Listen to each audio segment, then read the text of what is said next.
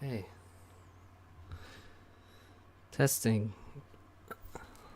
Hi everyone. Can you hear me? Looks like we have a stable stream today. What's up, Scott and Crowlsack? Scott Worley says, "Let's go, Glenn." Not sure who Glenn is. Maybe that's Boom. I don't know. So welcome to the SCTA. That's Supreme Commander Total Annihilation show match between Tag Rock, famous player of both Supreme Commander and Total Annihilation. Obviously his clan tag tells you all about Total Annihilation. Total Annihilation Gods, is that what tag means? Pretty sure. Yes. And with me on Discord is Armored Fish, who's a map maker. He's creator of the map editor of TA, is that correct? And Ozone X, mapper and the creator of the FAF map editor. So, and also Dragon, the maker of the SCTA mod, and current developer still. And so welcome everyone. Hello, great to be here. Thank you. Dragon, as always. Oh. All right. So we're gonna join the match here, and we'll see how Rock and Boom get on. Now, Rock hasn't really played too much Supreme Commander recently, but he played a few secret practice games against me today. And, it's like riding a bike. You never really forget how to play once you figure it out. And so he's pretty good. I mean, he's in pretty good shape now. And he's going to be playing with the Total Annihilation faction in this mod. And Boom will be choosing one of the Supreme Commander factions. I'm not sure which exactly he'll go for on Theta Passage, which is the first map. So we're in the lobby, and we have creators of map editors here. Now, I haven't ever made a map. I have come up with ideas for maps, which others have been gracious enough to turn into the real thing. But, well, we could ask Ozone X first about his creation, which I think any map maker on FAF now uses, which is the FAF map editor, which is it's a huge undertaking.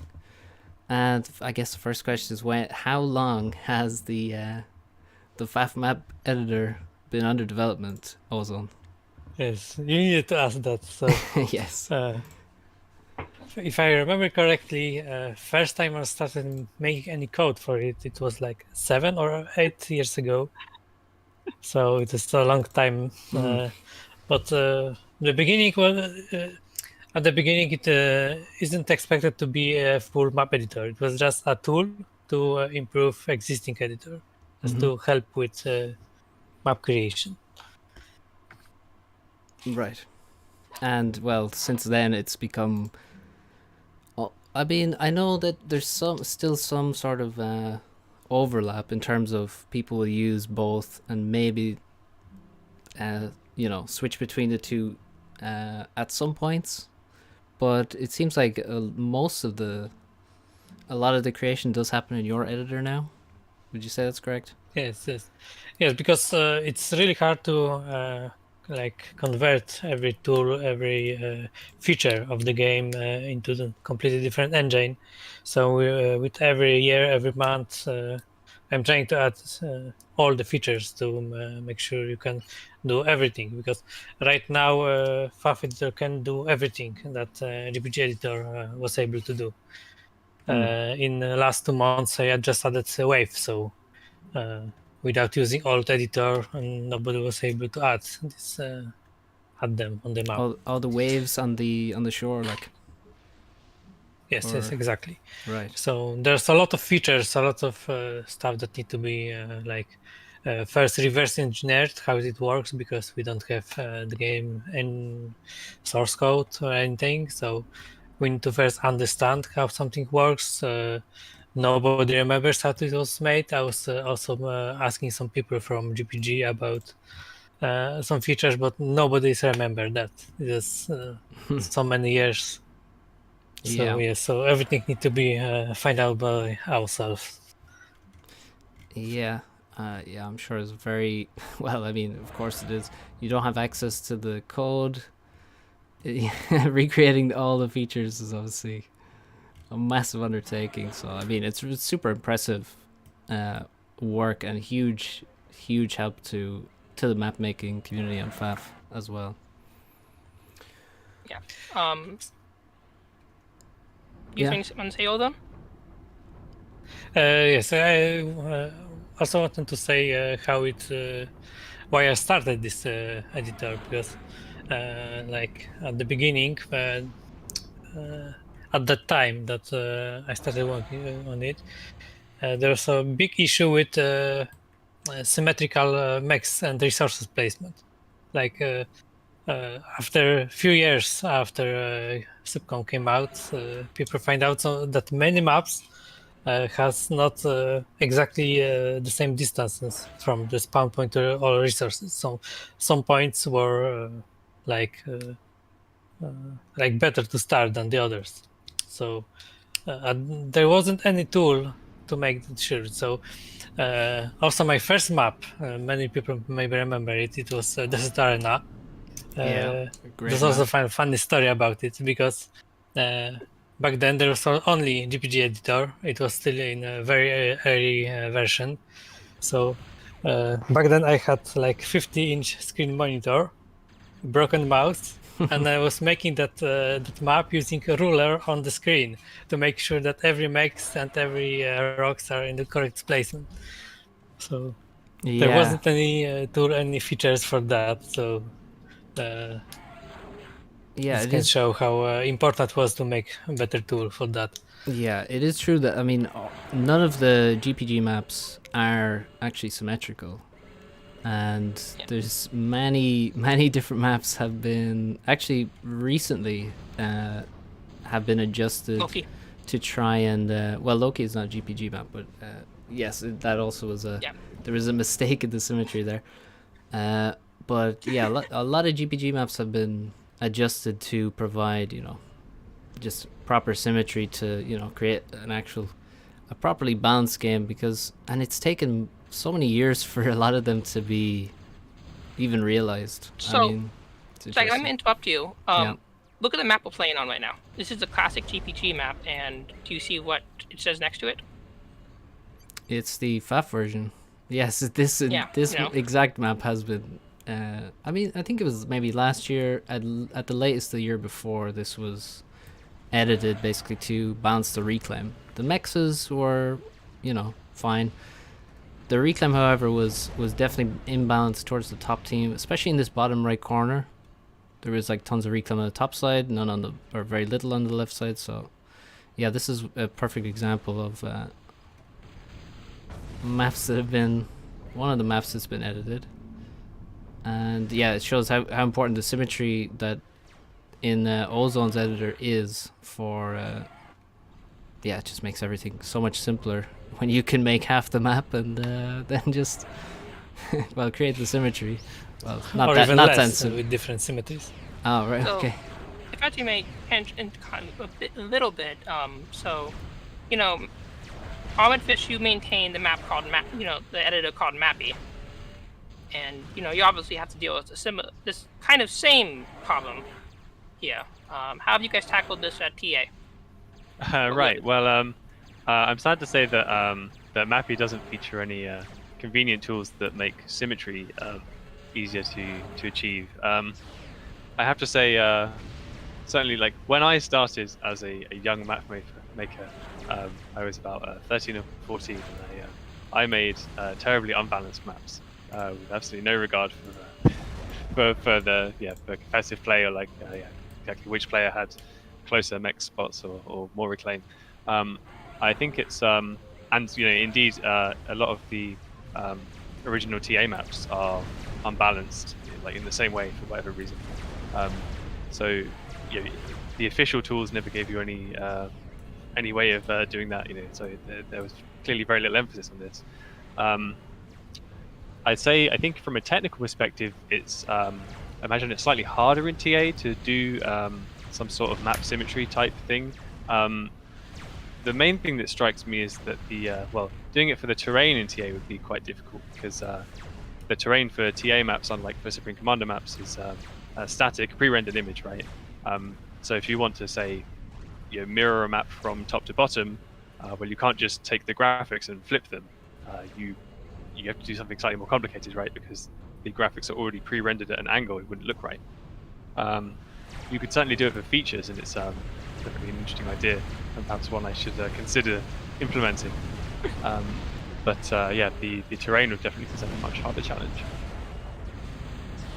That was an amazing you know fight what? for Solid. I gotta for Tag Rock there. He just absolutely wrecked a whole army of Aurora with his warriors. So I have to point that out. Yes. That was a very nice one. Oh yeah.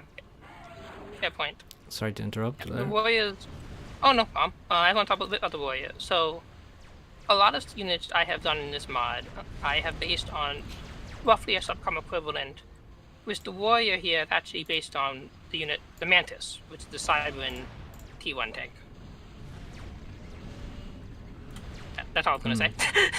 Yeah, it is. I mean, well, obviously it's a bot. This Mantis is the only main T1 unit that's a bot. The rest of them are all tanks, so that obviously makes sense. And I kind of like the warrior. I mean, the warrior's doing pretty poorly once Boom is actually doing good micro with his Aurora, but they're reasonably fast, and they do actually hit very often, and they have sort of a 3-round sort of burst fire.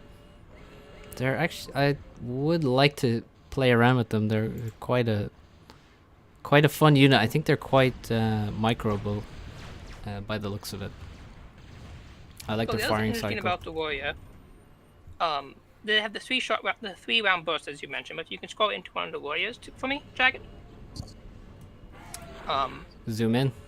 They have actually a second gun. Oh, okay. That second gun has about the range of a lab, but it will do double damage. So it does about, I think I have currently set to 30 damage right now. Right. So it's kind of like the reverse of the Aurora in a sense. But the Aurora wants to stay at long to use its range advantage. Okay, that's when you get close interesting, up- actually. Now, I had no idea they had a second weapon. Now, there is a way you could potentially put a different range ring. You could have multiple range rings on it. That's done possible. for some units that can make it very clear that there's two weapons. You could use, like, say, the yellow range ring for one of them, potentially. But yeah, that is interesting. I had no idea. And that's probably why they absolutely decimated those Aurora once they actually got into range. I wish I had known this when I was playing Rock earlier on in those test games, and I was like, wow, when these warriors seem really good at times, and then at other times like, oh yeah, I'm kind of winning that fight. And that's obviously what was happening. I was getting right in on top of them, and the second weapon was making itself known. So that's quite a cool feature on a T1 tank to have. That's Yeah. probably the hardest part about balancing the warrior, honestly. Yeah, that's going to make it obviously very tricky to balance, that's for sure. Because it could easily become over or underpowered once you make units a little bit more complicated. That's the difficulty with it. As you would know. Yes, yeah. Yeah, I try to not make units more complicated. Less complicated is usually better. But less interesting at the same time, so... What is this unit? We got a missile tower at the front. No air. Well, no, actually there is air from Rock now. He's got a bomber. And it seems like in general a lot of TA stuff has a lower HP here. The factories, the air units, and they're also cheaper at the same time, right? Yes. Yeah. So they we can talk cost energy. Yeah. So we could talk a bit more about maps. Like, so Aaron Fish, you're a map maker in TA. Have you any experience in map making SupCom, or did you stick with TA and make all your maps in that game, and play that game primarily? Yeah, so I've never made any maps for Supreme Commander. I was really interested in modding Supreme Commander when it came out. So yeah, I'm a long-time TA fan. Learned, well, TA was my first real online gaming experience, and then yeah, I later learned things about 3D modeling and about programming because I was interested in making things for TA. So when Supreme Commander was announced and then it later come out, I was very excited, much like many people in the community at the time. And I did do some modding work for Supreme Commander. I didn't do any mapping at all, so I don't know what the editor is like at all. Right. I made a few units, helped on some work on the SCTA mod, as I'm sure we'll discuss later. But yeah, my love has always been for TA. I know lots about it, so I'm still quite interested in making tools and new things for it. It's just something that's always stuck with me over the years. And so yeah.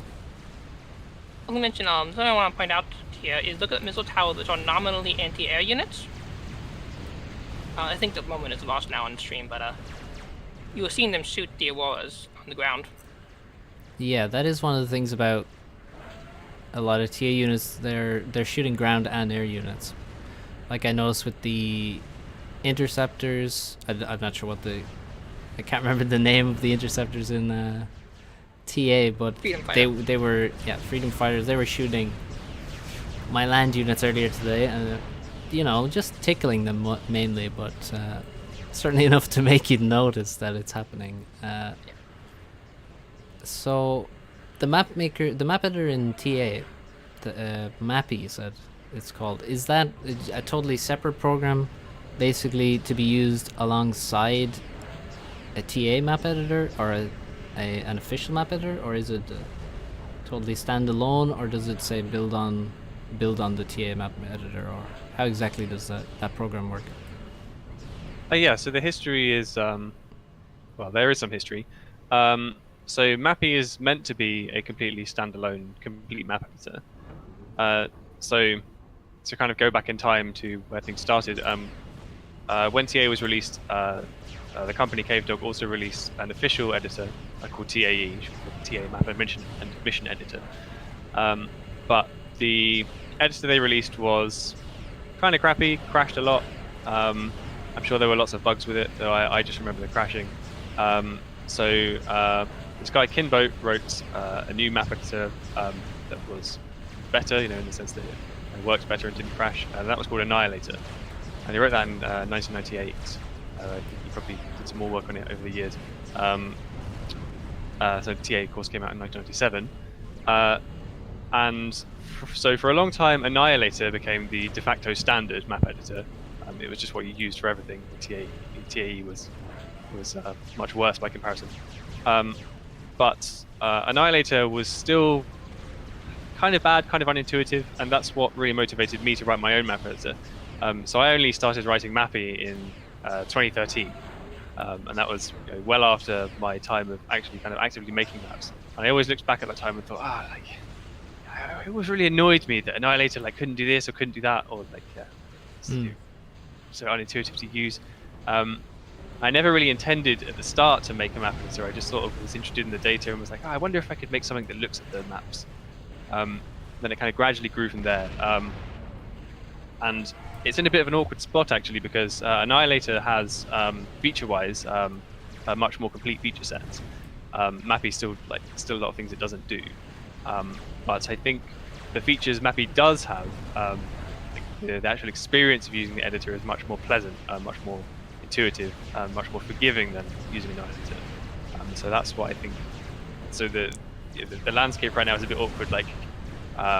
You can use Mappy to make your maps, and it works really well, except there are some things where you kind of wish you really had Annihilator, so you might want to hop back to Annihilator to do some things. But overall, I think Mappy is more pleasant to use. Right. One example, for instance, is Mappy has undo and redo.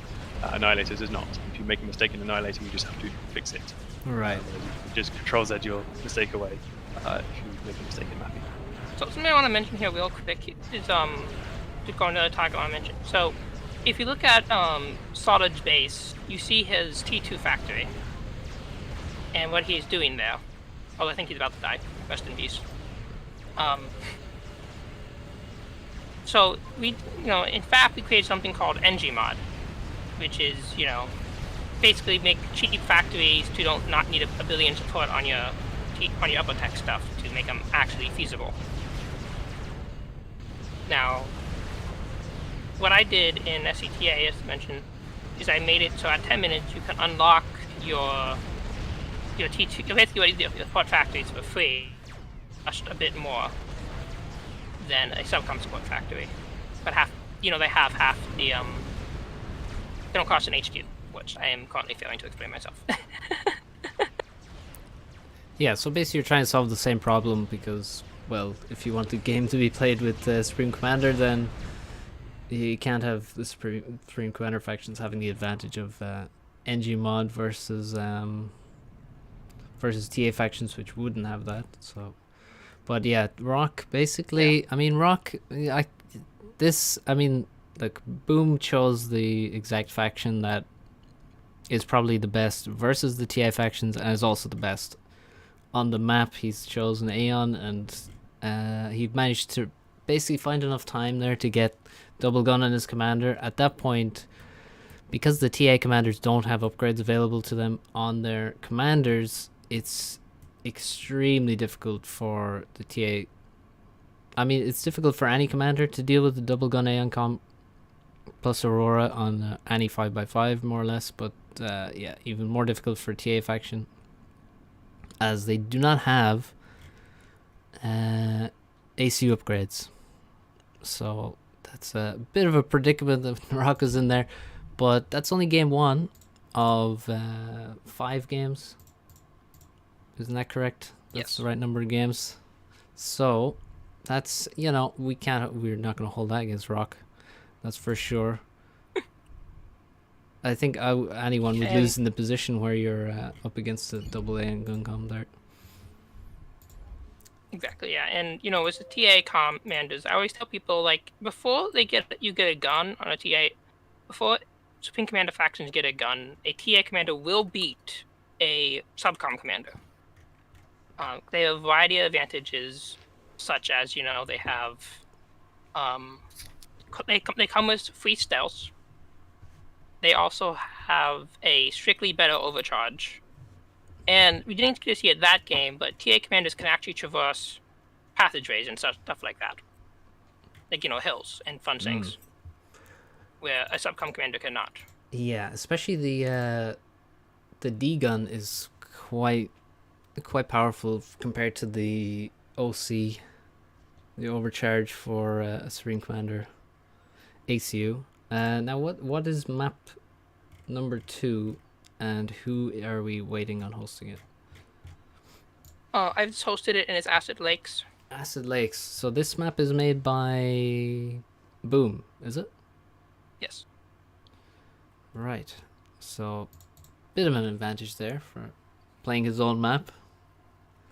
So, well, let's ask Ozone about making maps. He made the map editor, and obviously has made some maps. I mean, Desert Arena is one that's played in, it feels like virtually every tournament now has every top 1v1 tournament has Desert Arena. It's just a great map to play, a lot of fun. And also, what else have I played? Ozone Islands I've played. I remember playing that a long time ago.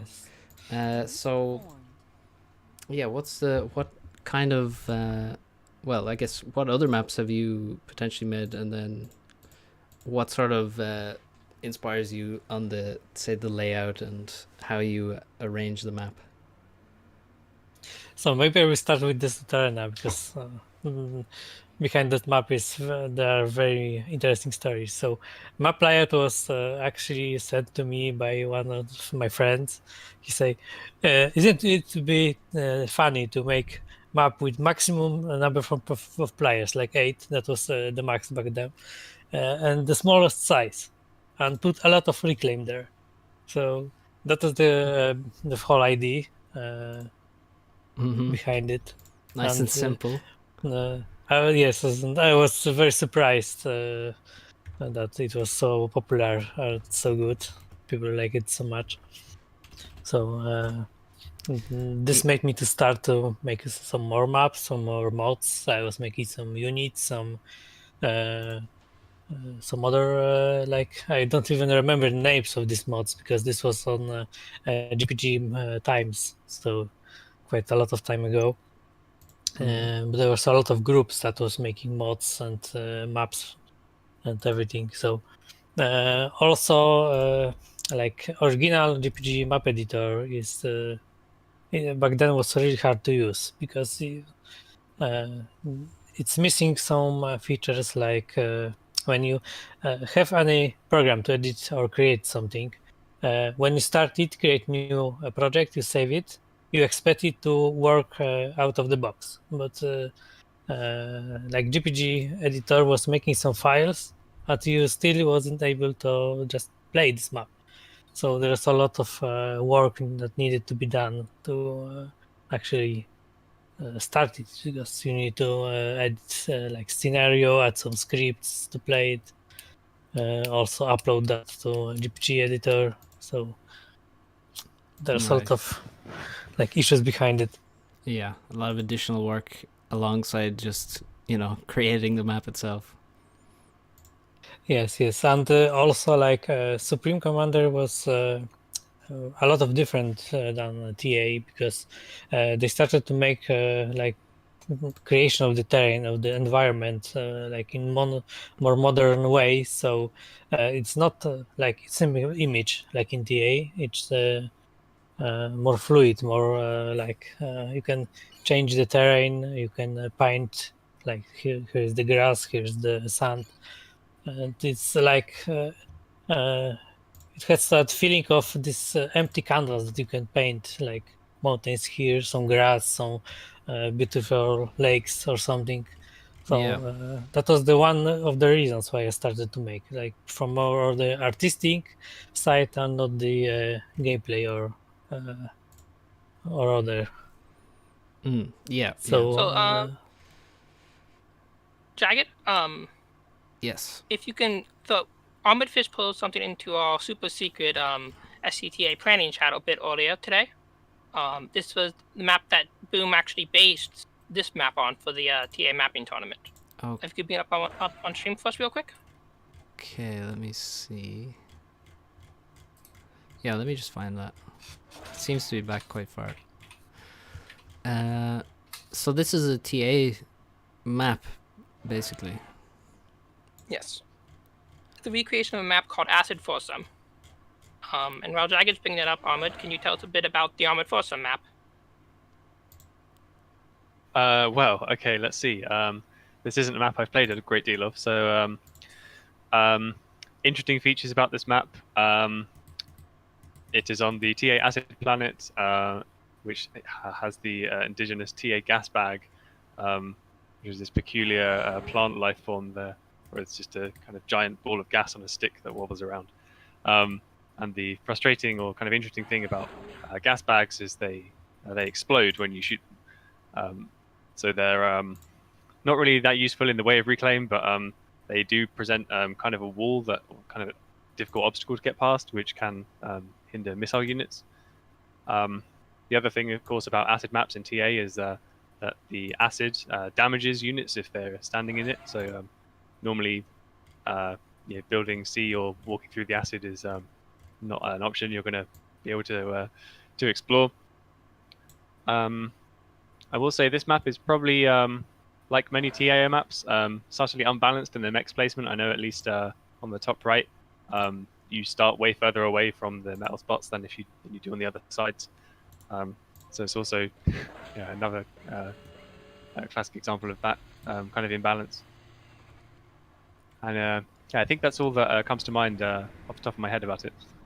So the gas bags, how exactly do they function? What are they? I guess you can reclaim them. Do they explode or how? So you can reclaim them for energy, Okay.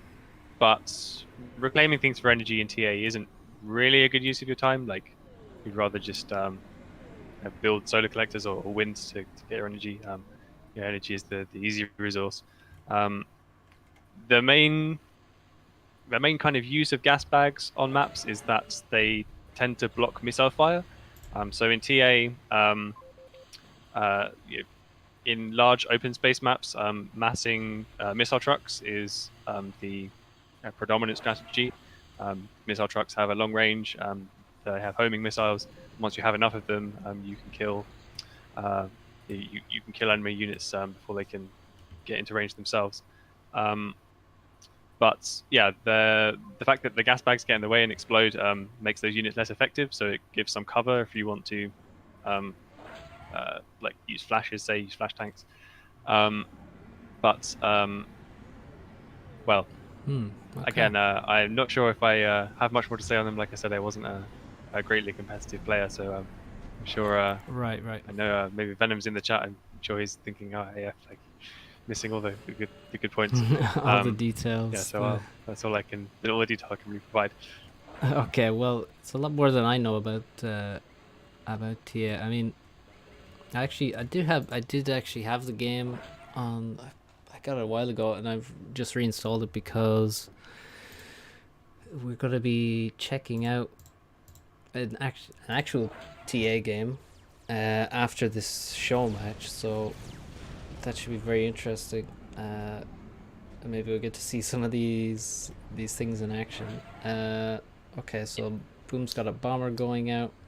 So Tag Rock has the higher score. He already has a missile tower in his base. He's using the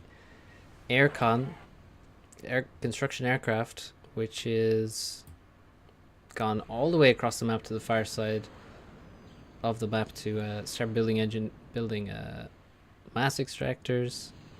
It's quite a cool little unit, to be honest. Nice air NG basically, and it does have like One of the hardest units to balance.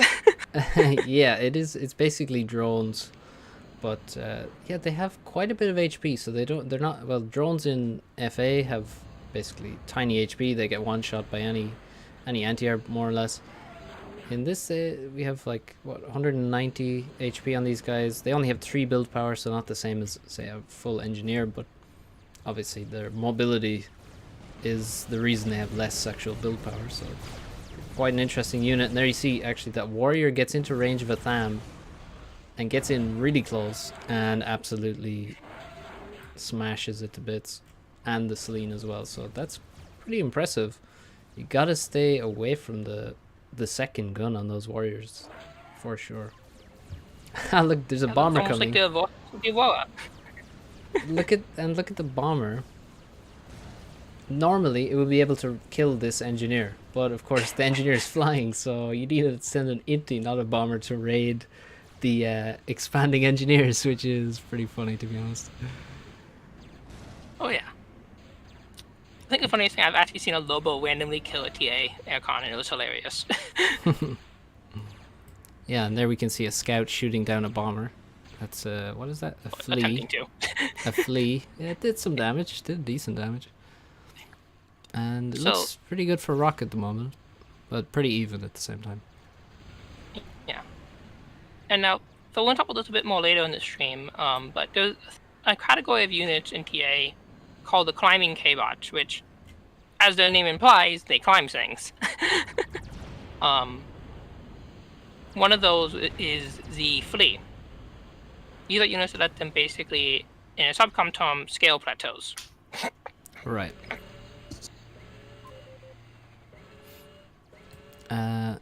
Yeah, and alongside the ACU you've said can do it well. The commander, not the ACU, just the commander. Actually, which faction is Tag Rock right now? He's the ARM commander. So yeah, he chose ARM last time as well. So I guess he was an ARM player in TA. Do people usually stick to a single faction in TA? Is that how it works? I mean, that's more of a question for Armored or someone else, but from my understanding, yes. That's also because Arm is definitely better than Core in base game. I see, right. Yeah, But there are TA. Sorry, go ahead. I mean, there are some people like Postal who do play just mono core to some extent, but you know, I think Arm can answer the question better than me. Well, yeah, I mean, I think you got it right. Certainly, like in unmodded TA, ARM was fairly quickly established as just the superior faction. So, you know, most TA games back in the old days were pretty much ARM versus ARM. Though there was the Galactic War, which required you know, one side to play core and one side to play ARM. So people had a pretty religious devotion to whichever faction they played. Like either you play ARM just because it was better. Some people played core just because I don't know, either they liked the faction or they wanted to kind of give the underdogs a chance, I suppose. I was originally an ARM player and then eventually converted to be religiously core. Yeah, I know Postal is a well-known core player. Has lots of knowledge of little tricks you can do with core to get the upper hand. Right. Talk about little knowledge of tricks. Actually, something you want to mention, Jagged, before I go on? No, go ahead. Was so when we actually both who were here for the last show match in January, remember the glorious TA bombers that we showed off. Yes. So, and Core had better bombers than ARM did, is my understanding. I see. So, how do you think they match up in this mod version of TA? Do you think there is a clear better faction? Have you tried to bring them to basically parity, or have you tried to basically be as faithful as possible and maybe ARM remains as the strongest? It seems like some of it is based on like tricks and things that are basically not going to be relevant when ported to a different engine. But yeah, I guess how have you dealt with the imbalances? So the short answer is for ARM in general, I've looked at Cybern for my comparison units. Okay. Which is one thing that's probably why it's based on the Mantis. And for Core, I've looked for UEF. So, and in general, when I've balanced units, I've looked at those comparison points. So assuming, Cybern and UEF are balanced right now in FAF, to the best extent that, I could be reasonable on my end, the ARM and Core faction will be, within content of SCTA balanced in that manner. Right. So, Okay. Yeah, it looks like. Oh, I noticed. Oh, yeah, the air cons actually have fuel. It looks like one of them had difficulty landing there. I don't know. You might want to see. that's because it's assisting something. That's why. Okay. Now it looks like Tagrock has superior position right now. I mean, the air cons are super useful here. Like, he just went the whole way across the map, took an expansion, built defenses there. Meanwhile, you can see on the opposite side, Boom. I mean, he's just not getting there. It's not happening that he's reaching this position anytime soon. The expansion before it is being raided extremely well by Tagrock, and also the warriors are very good raiding units because you can easily, like, if you're in a position to raid and you actually get to the mexes, you can just stand right up next to the mexes, get both the guns firing, and you actually have really solid DPS. Plus they have 290 HP, which is the second most for a T1 main battle unit. So, like, the striker of UEF has 300. So they're a really solid unit, and the air cons are super useful here on this map. So it looks like Boom is getting destroyed here, actually. And the thing I'll say about the balance, right now, most people consider Armed better than Core simply because Warriors overpower North Trees.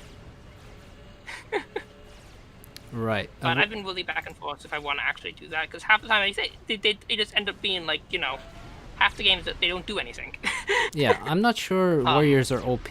I wouldn't go there. I mean, I think they seem quite decently strong.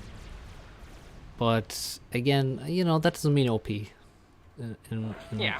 And it looks like now Tag Rock has an advanced K-bot lab, and he's making a T2P gen in SupCom language. He's making a fusion reactor.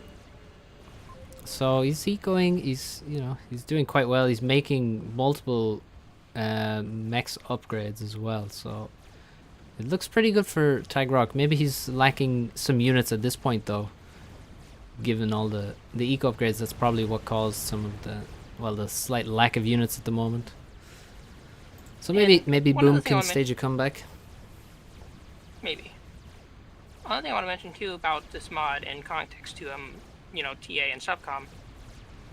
So there are many things people often ask me about are you going to bring an adjacency, or are you going to do X, Y, and Z?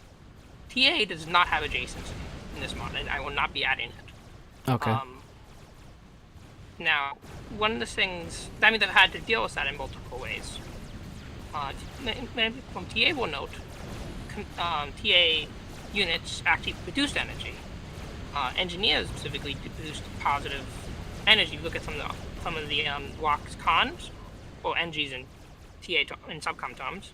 They produce 1, 2, 4 energy each.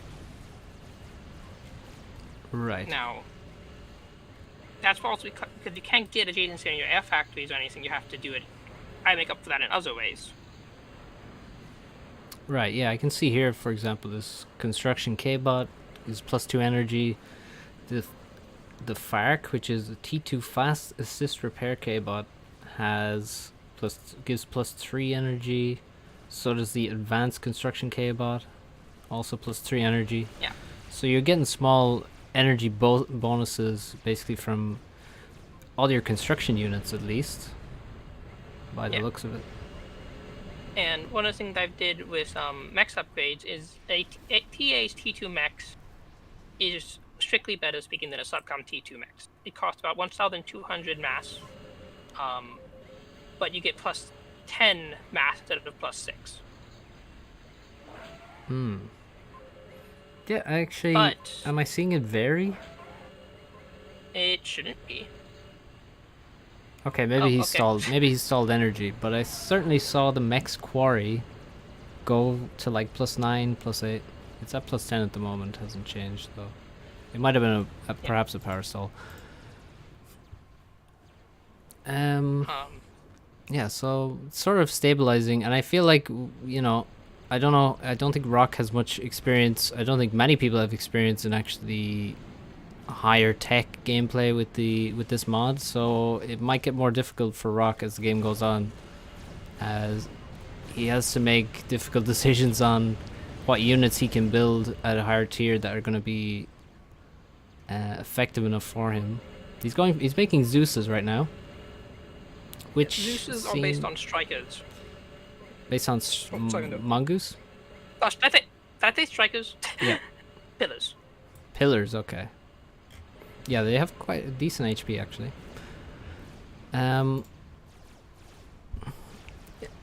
So yeah, it looks like the bottom right expansion, although it's defended by... Oh, look at that, the walls are not protecting the PD actually. Now that's major. I thought Oops. it's been that bug has come up. Oh my god. Yeah, well, one time I saw it, it was not. That's a bug on my end. That should have been fixed. I saw it when I last saw it happen. I thought it was just weird angles, but well, I think it was not. The problem with the PD is that this walled PD thing is... Well, actually, these walls here have damage. I think that might have been from a Lobo, though, an artillery with AoE. But the problem with the PD is that in SupCom, the PD surrounded by walls thing is sort of a bug that's now a feature because people don't know how to fix it exactly without basically just changing the size of a PD. So you basically have to recreate the bug for for your mod, I think. Lovely. Yeah, a bit of an issue, but okay. Oh, look, there's a Hawk. Okay, we have a T2 stealth fighter. Now, the Hawk let's is see. actually really interesting. So, when we think of... So the Hawk is, well, the Hawk is technically what I made it, what I looked for its balance here, I looked at something, the Swifty, which is the T2 anti-air unit from Aeon. Yep. But in SupCom, the unit, the actually closest equivalent to what the Hawk is, would actually be an ASF. Okay. So there's no like higher So- tier interceptor basically than the Hawk. I mean, there technically is something called the seaplanes, but that's a slightly different tangent. Okay. But what I did with the Hawk though, was it's actually so there are a lot of units in TA, SCTA modern balance that you will see me call them they're T 2.75 units, but they're not actually a full T3 unit, but actually a T3 unit in terms of stuff. Why is that thing not shooting? Oh, is he running low on power? Moving on. But Yeah, where those if Hawks you got have- wrecked. Yeah. It must be power stalling. But he's not shooting it, it's weird. Mm. There it is. See? The fuck? Yeah. That's a nice T2 radar from Boom, actually, right in the middle of the map. That's going to give him huge vision. And he probably should abuse his SupCom advantages. That means getting an upgrade, and he's actually making the gun right now. Tag Rock still with the higher score. He's got, nice few upgraded mexes, and as you said earlier, the T2 mexes are seriously juicy on the TA factions. Like plus 10 mass. That's a lot of resources for T2 mechs, so I would be spamming the hell out of those T2 mexes on a map like this for sure. Oh, now it's firing. Now you saw it firing. Mm-hmm. So yeah, the thing I was mentioning was the Hawks. So the Hawks are balanced something between Swift Twins and ASFs. Right. But one of the ways they actually were used in TA was we used stuff like NOSAs and Corsairs. They were very good commander sniping tools. Right, yeah. I see they have the fighter bomber symbol basically for them, the icon. So so you would use these as a snipe weapon basically, right? Yeah. Okay. Actually, I'm interested. Also, were you a TA player before a Supreme Commander player? Well, maybe not online, because I was really young back then. Mm. But I was playing a lot, but only with AIs, and I was playing the campaign over and over again. Right. And so you didn't really do much, or did you? You didn't do too much modding and things like that until you were a bit older, until and Yes, did it in other games.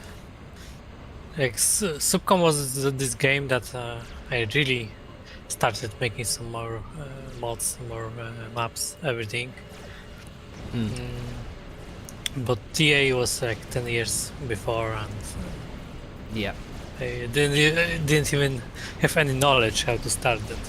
Yeah. But Yeah. TA was that's the game that inspires me to Right. learn how to make games, how to work in that industry. Yeah, and you were saying that you do work in the game industry at the moment as well, right? And have done for a while. Yes, exactly. I already have over 10 years in game development, and I work as technical artist. So finding a way to make like maps or effects and tools for map editing is one of the parts of my job. Oh, I think we're seeing the snipe option being used here with the Hawks coming in after Boom's commander, and they're very effective. I mean, these air units do not miss. They're not bombers.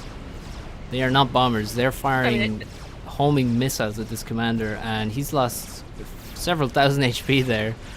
The inties come in, but the Hawks are still alive, and the Hawks are going to turn around and they are absolutely destroying these inties. Holy crap. He has one flak. Yeah. No, he has two flaks. Let's see how well they can do, because these units are not really bunching up. I think he can snipe the flaks very easily here with these units. If Rock targets the flak, he could just go for the commander, I think, and win this game. But he's not really microing his units. Okay, now he's pulling them back. I think he should be aggressive. He should end this game with those Hawks. They look so strong. One of the things I've actually been disappointed by people playing this mod is TA's T2 air is supposed to be one of their greatest strengths. No one ever builds it. Well, I'm definitely going to be building And- Hawks if I'm playing this mod now, because these look brutal, and they have yeah, decent the HP. They're very good fighters. I mean, we saw them absolutely destroy the inties there, and the fact that they don't miss basically means that you can just snipe flaks. Like, the flaks have no chance against them. The one thing is in the SCTA balance part, not SCTA, in the SCTA balance mod, they do require about 50 energy or so when they shoot. So 100 energy in total for a Hawk. Oh, I see this. Yeah, I saw them go to... One of them went to minus 75 there while it was firing, and they're already at minus 15, I think, just at a base level. Is that correct? Because of the Yes, stealth. that is from the stealth. Yeah. I think Rock is being kind here, not finishing the game.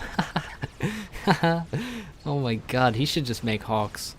He has a very nice army though. I like the production here at the front with the T2 factory, T1 in front of it, and yeah, he's actually... I mean, he's running into Ilshavo. The Ilshavo seem like a very good tank against... Well, he's making Bulldogs now. But yeah, you can see, I mean... Tag Rock is dominating this game, and the Hawks he are so strong that he really could end this game. He could even head to the base right now.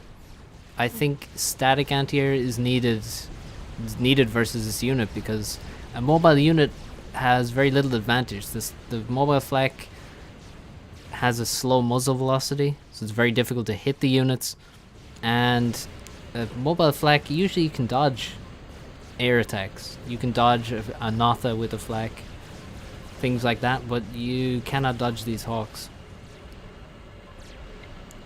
I'm just happy I get to finally see the Hawks being used, and they're performing exactly how I wanted them to perform. Yes, well, he has such a swarm of them now as well. Like, I mean, this is so scary. I mean, if you imagine having this many Corsairs and ACU is not surviving, for Hawk it seems even scarier. So and Boom is That's the intention. Boom is the middle of nowhere with no anti-air around. He has inties, but I mean, he only has as many inties as there are Hawks for Tag Rock. So that's pretty simple maths. The Hawks are going to dominate based on what we saw before. If he has the power to maintain them, that's the important caveat here. Right, that's true. They do drain a lot of power while they're firing. So maybe energy storage is needed. Wait, is there energy storage building in TA? There is, but a lot of TA units just give you energy and mass storage. Right. Okay. Yeah, that's one of the You know, things. That's one of the things that was removed actually in FAF. In FA, you get a lot of in the base game of FA, you get a lot of energy storage from all kinds of things, a lot of buildings and engineers, I think. But then that was removed. I think basically one of the community patches, maybe 3603, it was removed. in essence to as a balance of overcharge, if I remember correctly. Basically, so that you wouldn't have tons of energy storage just from building your factories and engineers. And here's an air fight. And Okay, now we see Rock- these talks. We see does Rock have the energy to maintain during this fight? That's be the question. okay, Boom just came in behind and obviously had a great start to the fight. And then Rock was like, "Oh, there's an air fight happening." Turned around, instantly wiped out like half of the Air Force, and the Hawks, almost all of them are alive. Boom just control Ks, doesn't wait around. And do the Hawks, it's a very good question from Albrecht. I had the same question. Do the Hawks have area of effect damage? Every TA anti-air unit does have area of effect damage. I see. Yeah, because I just At least that's- saw a lot of inties die to just a few shots there. Oh, T3 land was coming So- for Boom actually, which might have helped if he had gotten T3 mobile anti-air. He might have actually been able to kill the Hawks. Without the lightning tank, it seems super unlikely he'd be able to take it out. So, Jagging, because I was apparently lagging, can you stream the next map? Can you host the next map for me? Yeah. The next map will be. Let me just go up real quick. I think it will. Yeet's choice. That will be the ditch. Okay. The ditch. Quite a map to choose. Okay, let's see. I need to enable the mods properly. Okay, they're enabled. The ditch. The ditch. Everyone should be familiar with the ditch if they've seen some of my painful games there. Not some of my less painful ones. Okay, it should be hosted now.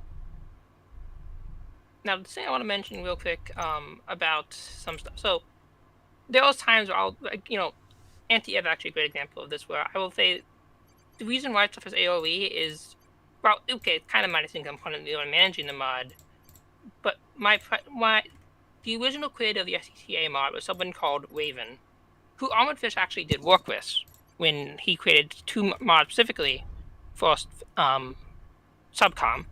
You might know them as, well, one mod, and I'm going to tell you the second thing in a second, is the TA music mod, was actually made by Armored Fish, who also did the sound effects and such for SCTA. Right. Sorry, I got distracted by hosting. Yeah, so yeah, carry on. Sorry. Yeah, I just wanted to mention that real quick. So in TA, what Raven did when he ported the units, he just basically looked at the unit profiles from TA, and more or less just copy pasted them to the best ability that he could in SupCom. Right. And in TA, every NTA unit had AoE. Right. The answer to the Boom question is about 300. They cost a bit more than ASFs do. No, they're a bit more than 50s do, because I based them off 50s. Yeah, that's they do seem extremely strong. That's I would yeah, extremely strong, I would say. Probably something to look at balance wise. But No one has ever built them. well, now that they have, we can see just how good they are. Is anyone else? Are we waiting on anyone else to join this game? By the way. No, because I started lagging in the last two games. Okay, I'll just tell them.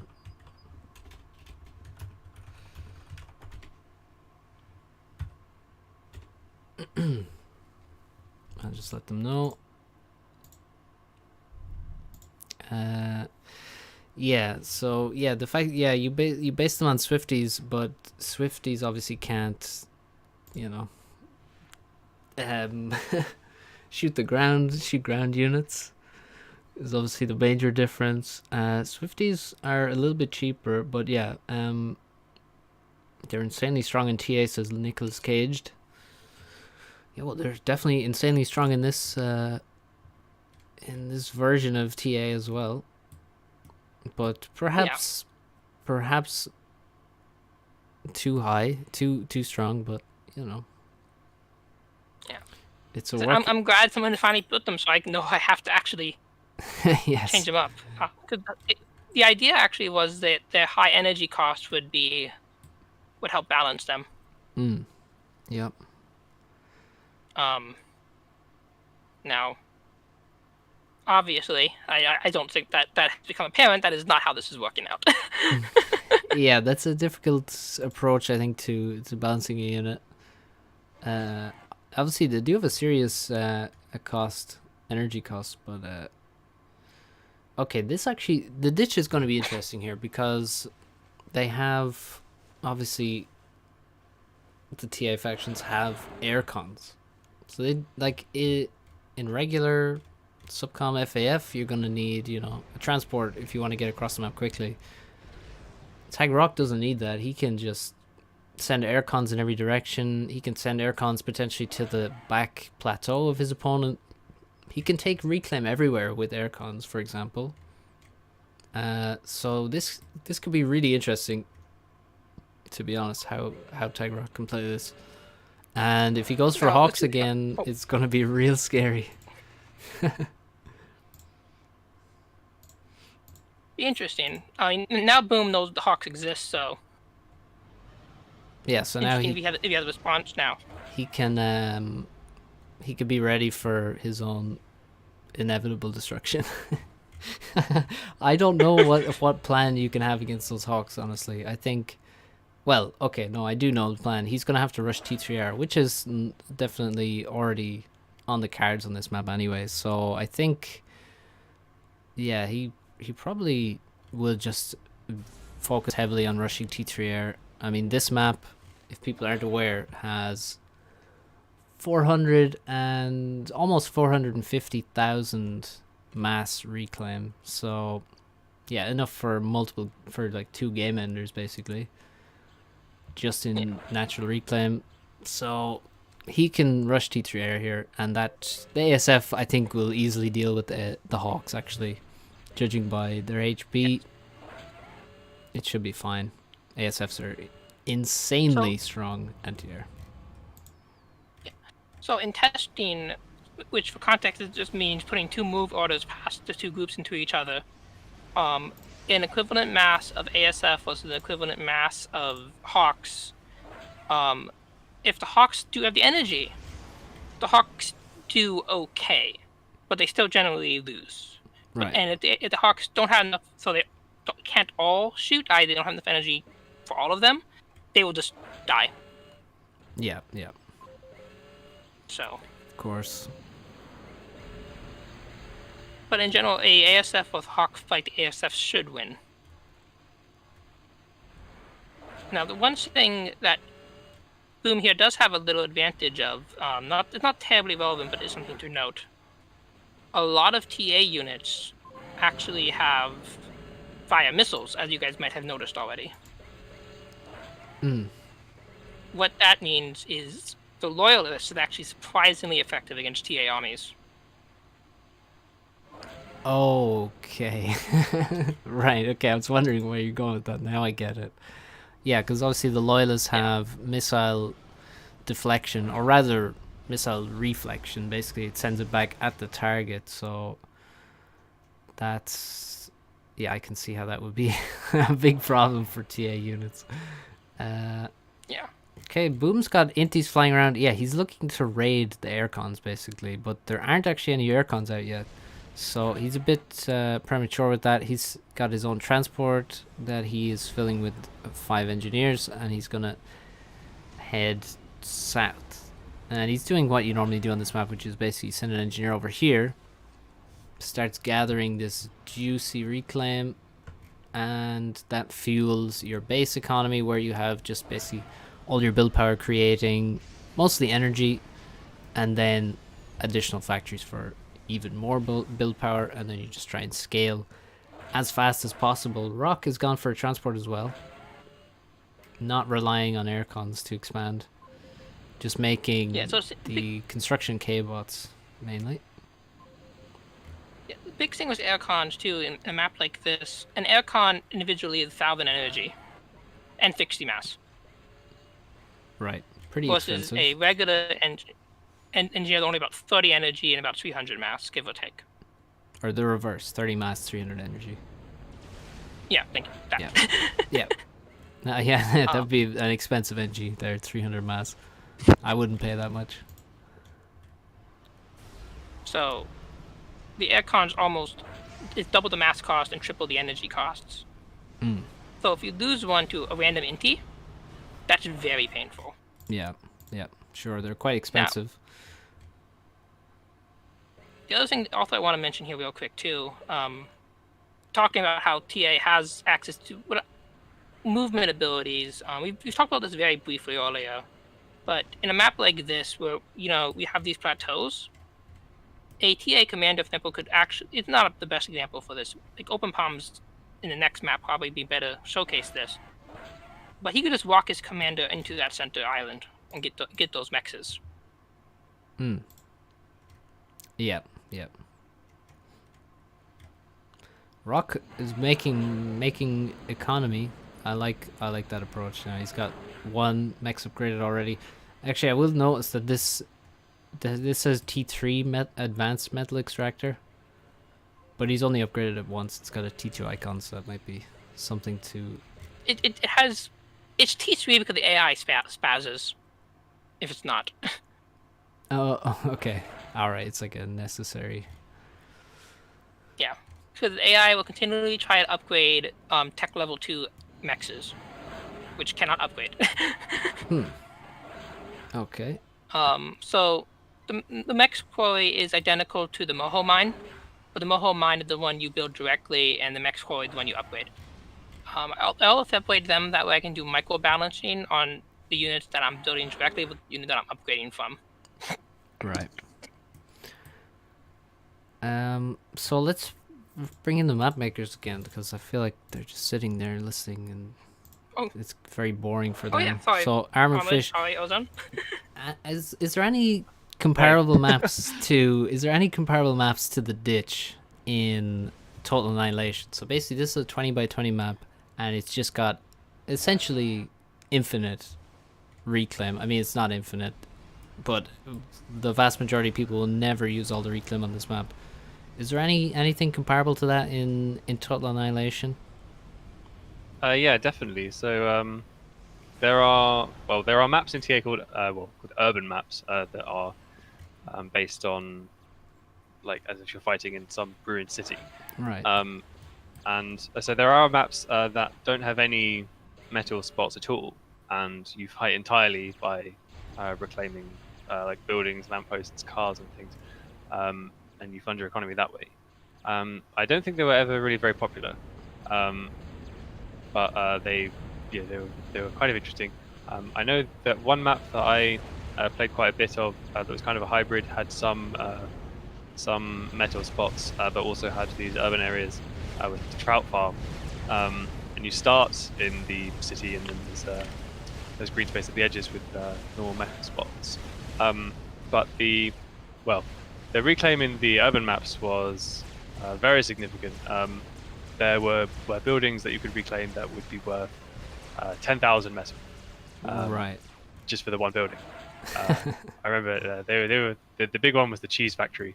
And, you could go and reclaim lots of cheese factories and get lots of cheese, I guess. But the catch is, of course, you have to have the amount of storage to hold the thing before you can reclaim it. Right. And I think, I don't know how reclaiming works in SupCom anymore, but in TA, you start reclaiming and you don't get anything until the very end when the reclaim completes. And so you have to wait sometimes a very long time, depending on how long, or how much metal the thing is worth you're trying to reclaim. And then once it disappears, you suddenly get it all at once. So if you want to reclaim this 10,000 metal building, you have your con sat there for like 5 minutes sucking it, getting nothing, and then suddenly at the end you get 10,000 metal. You're like, okay, great. If you have 10,000 free in storage, then you get it all. If you don't, then you just waste a whole bunch of it. Right. Okay. So on these maps, it actually turns out you really do want storage. Normally, you don't really want to build metal storage. You want to just be spending your metal. Yeah. So it's one of Right. the Okay. few That. environments you actually care about those buildings. Yeah. Yeah. I That wanna sounds a mention here little. real quick. Yeah. We saw an air fight between Boom and Solid a few minutes ago. One thing with TA entities, if you look at the health bar compared to SupCom entities, it's much lower. TA entities are very much reliant on how they're balanced on their alpha damage to actually win fights. Where if SupCom gets the first strike, you will see them. What you saw there, which is 5 of Boom's entities kill like 7 or 8 of Solid's. Yeah. Yep. Okay. Yeah, So, sorry, you can- they only have 200 HP as opposed to, I mean, it's closer to 300. Yeah, the Prowler, for example, is 280. The numbers change slightly based on the faction. They're very similar to the T1 tank HP basically. So yeah, the T1, the anti-air of the Freedom Fighters, yeah, they're quite a bit lower at only 200 HP.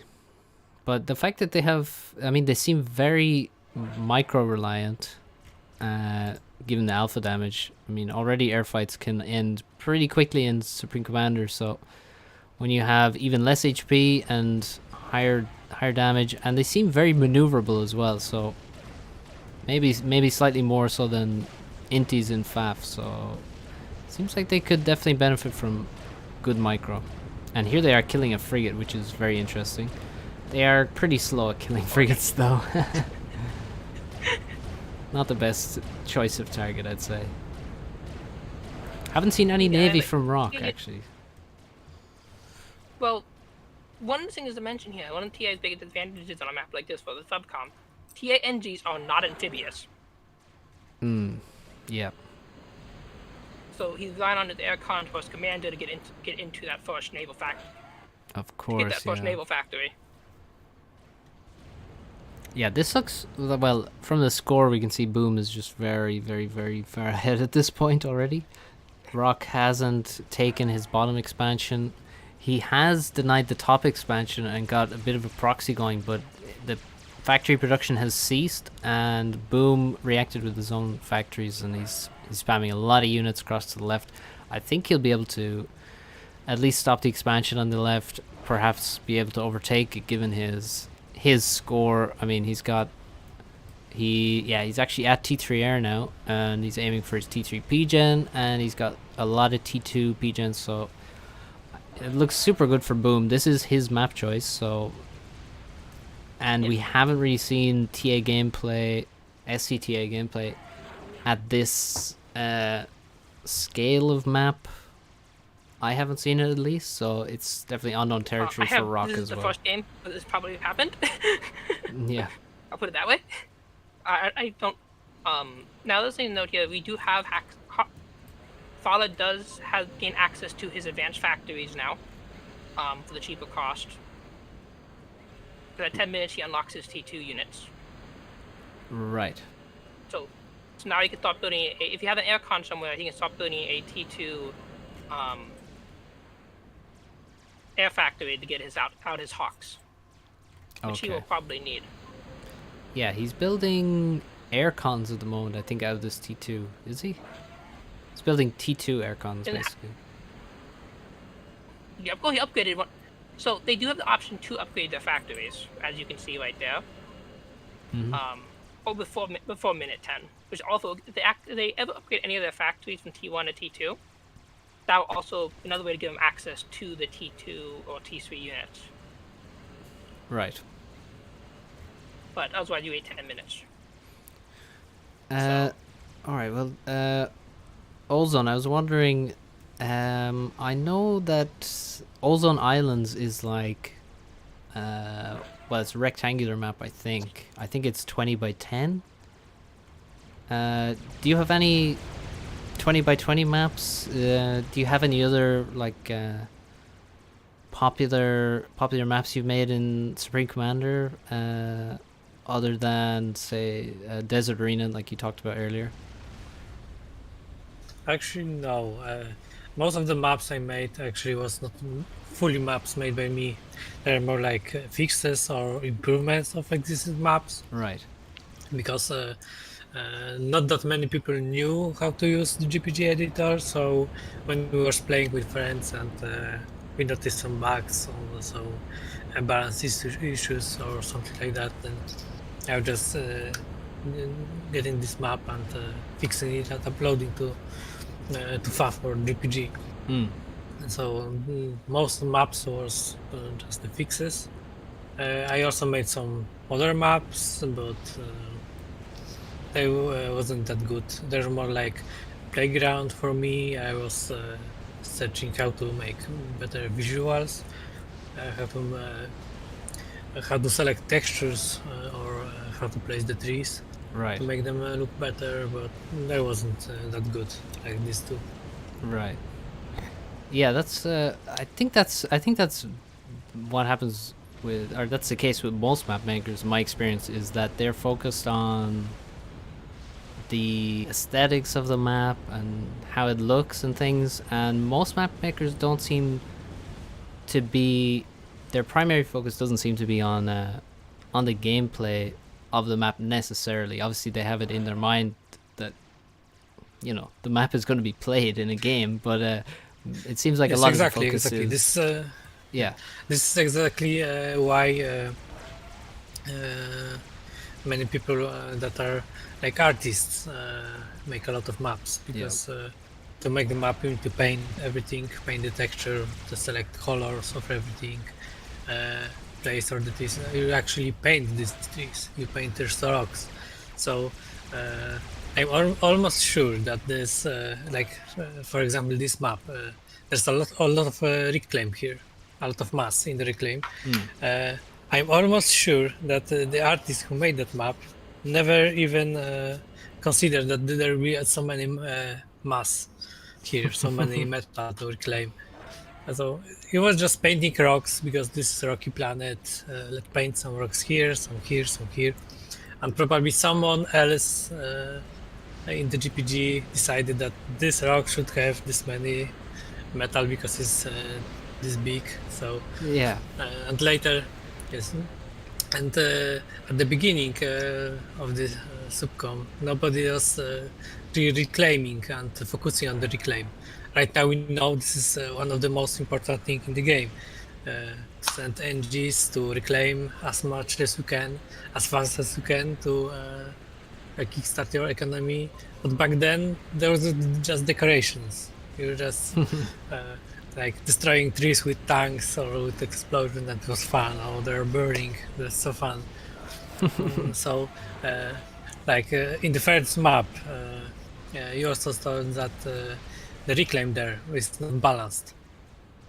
This is exactly for the same reason, because it was just painted then to look good, and never anybody expected that you need to count that in the gameplay.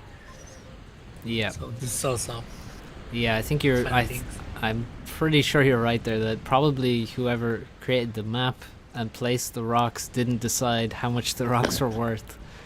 And whoever decided how much the rocks were worth probably didn't understand that they were creating a map now with, close to 500,000 in reclaim. So, but I mean, we ended up with just a classic map out of it that's very unique in the game. So it's great that it ended up that way, to be honest, because I mean, there's been so many fantastic games on this map, and I honestly love playing it as well. In the game, though, right, it looks like Boom is absolutely dominating. Tag Rock, the T3 air is absolutely crushing. For one, the ASF came in, just murdered all of the aircons in the base, and there were a lot of aircons. T2 aircons and T1, they all got murdered mercilessly by the ASFs, and then a Strap Armor came in and just starts one-shotting buildings because the factories have less HP on these TA units. TA factories have less HP, and they're just getting one-shot. And Tag Rock says in the chat, don't know what to do. Missing Sam's question mark. That's a good question. Is there an equivalently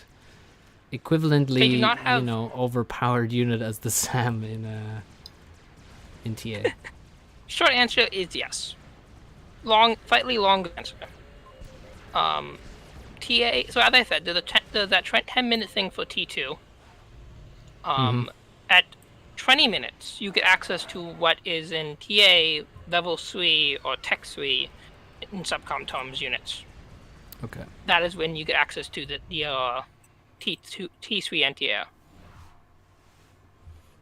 Right. Which is where he gets stuff like the card TA players are noticed as the flackers. Right, and those would be just very strong anti-airs, would they? Yeah. I forget where I base those units off of. Because I'm actually on the few TA anti-air units that aren't actually missiles. Piece of trivia. Right. Okay. What are they? Just. They're Gatling cannons. Oh, right. Okay. Okay. I think I still may have looked at the SAMs for damage inspiration, but I do forget on top of my head.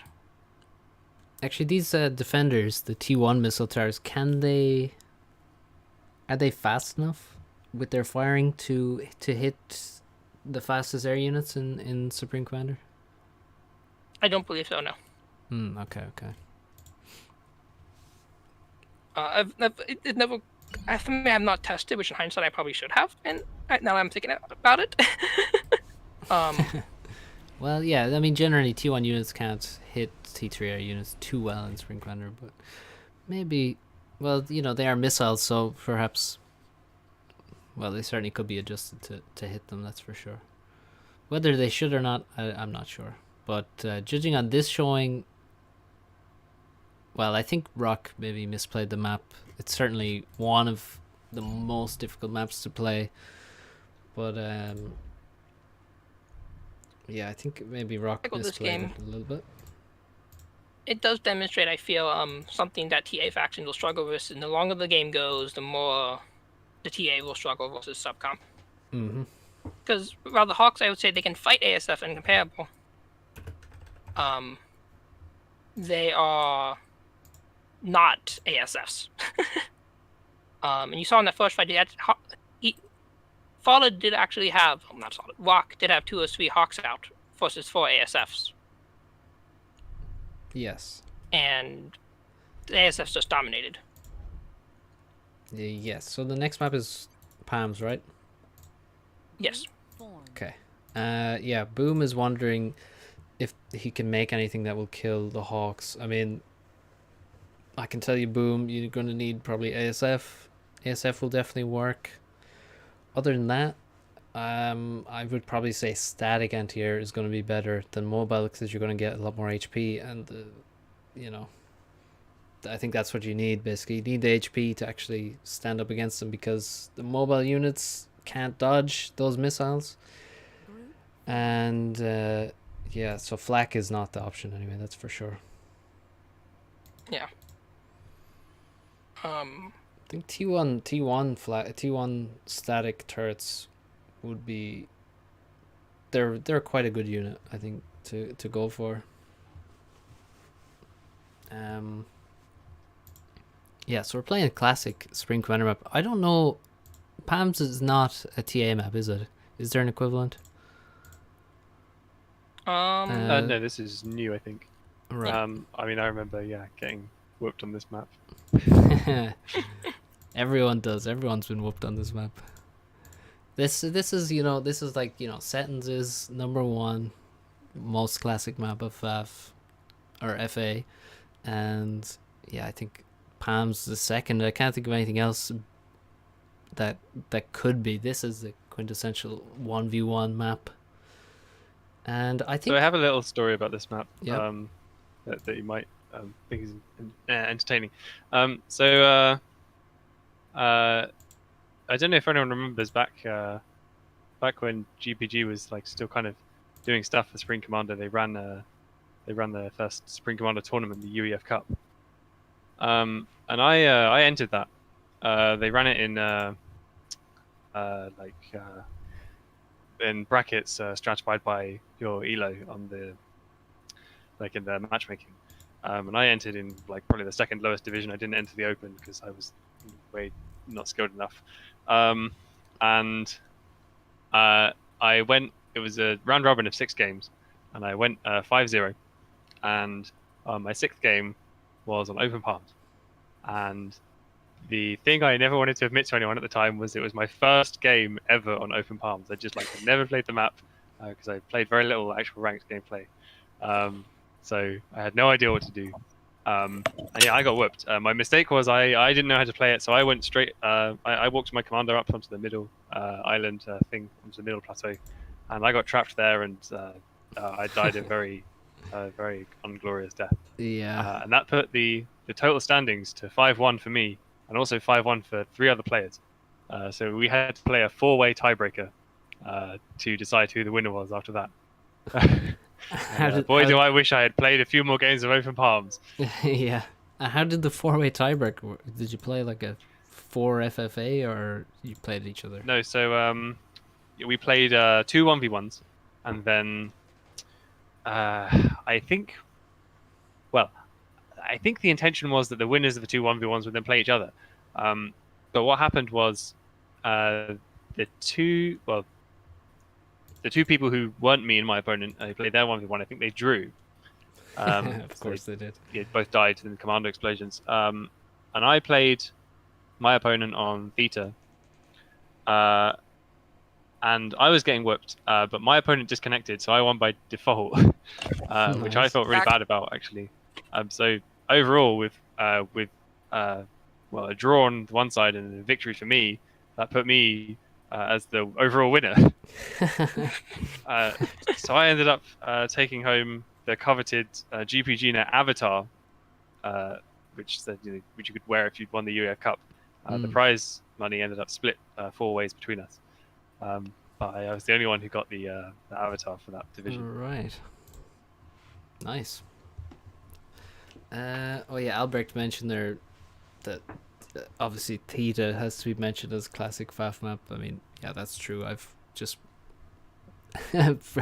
forgot the map we had just played, and I played versus Rock earlier today multiple times. Oh yeah, by the way, let's before we miss it, here you can see how basically there's like a pod basically that's dropped onto the planet, and then you select that, and then you choose which ACU you would like to come out of the pod, and that's how you select faction in this mod. You don't select it from within the lobby. You can choose anything you want in the lobby. It doesn't matter. You make the selection at the start. Which is cool because you can actually hide what faction you are in the game. You don't have to reveal your faction in the lobby, which could would be very cool to have in tournaments, because that's a big problem we have in tournaments is faction selection. People are like even in I was casting a tournament the other week, and it was a team game tournament, and one of the things people were doing was switching spots because they could be in different spots in the team game tournament. So they would one team would switch spots, then the other team would switch its spots in reaction, and that just continued until they gave up on that. But the same thing happened in tournaments previously until different rules were implemented. People would choose a faction, people would react and choose a different faction again in the lobby. So it would be pretty nice to have, your faction unknown until actually, you see the units in the game. Could be cool to have. What is this unit we have? Is that a Pee-wee? Yeah, sorry, go on. Oh no, I was going to mention, I'm definitely, I can make a mod or something for this for a ladder, and it wouldn't be hard. Just want to mention that, yeah. Yeah, it would also be very cool for ladder, because that's one of the reasons some factions are played less on ladder, because they're basically less versatile. So you want to pick your faction before you search the ladder for a ladder game. If you could pick within the game, then that would allow maybe potentially different options for what factions you have on ladder. It may also, now thinking about it, make it so that if you get a certain map, only a certain faction will be played there. So it's it's double-edged in terms of ladder, I would say. But still very interesting. So the Pee-wee was the flare? Yeah, the Pee-wee is a beast. I was facing them against Rock earlier, and I had Mech Marines, and the Peewee is a beast. It's a super good lab. I'm not sure if it's more expensive than other labs. I don't think it's much more. I think it's like 30. It's about 30 mass. It's like 35 mass, so it's similar to other labs. It is strong. It's very, very good. I would be spamming the hell out of Peewees, honestly. I think Rock should have been making them before. I said, yeah, the Peewees seem very strong. He said, okay, yeah, I'll start making them against Boom then as well, because they're a good unit. So Rock's going So that's second a period there. of time Yep. where the Peewees and Warriors, the quick, strong units, as we can clearly see in these games, there are issues where they're not reflecting what they're actually capable of. A change I did recently to both those units, which I need to think about other adjustments I need to do now to them, is basically when they're moving, they will the aim bone will be pointing up. So what happens was there will be half the shot if they were walking will be missing entirely. Okay. What I did a couple days ago was I basically said always use what you're shooting at as how you're aiming, not where your aim bone is. Right. So you basically fix their aiming while they're on the run. Yeah. Which, as you can see, has resulted in some interesting effects. Yes. Albrecht asks, does this map predate Symmetry tools? I mean, this is a GPG map, so they didn't have Symmetry tools, right? No, there is no. So this map is actually not symmetrical. Is it? This is one of the first original maps. Mm. Also, this one is interesting because not many people notice that there's a snow on this map. Yes. Yeah, once you zoom in just slightly, suddenly, suddenly there you're in was the Alps. this was also a place like playfield for GPG engineers and artists to make a lot of cool effects. So this is one of the few maps in the whole Supreme Commander that have custom decals just to make this snow, because there's a limitation how many textures can be on the map, and there is not enough free space for the snow, so they added special textures just to add this snow on the map. Huh.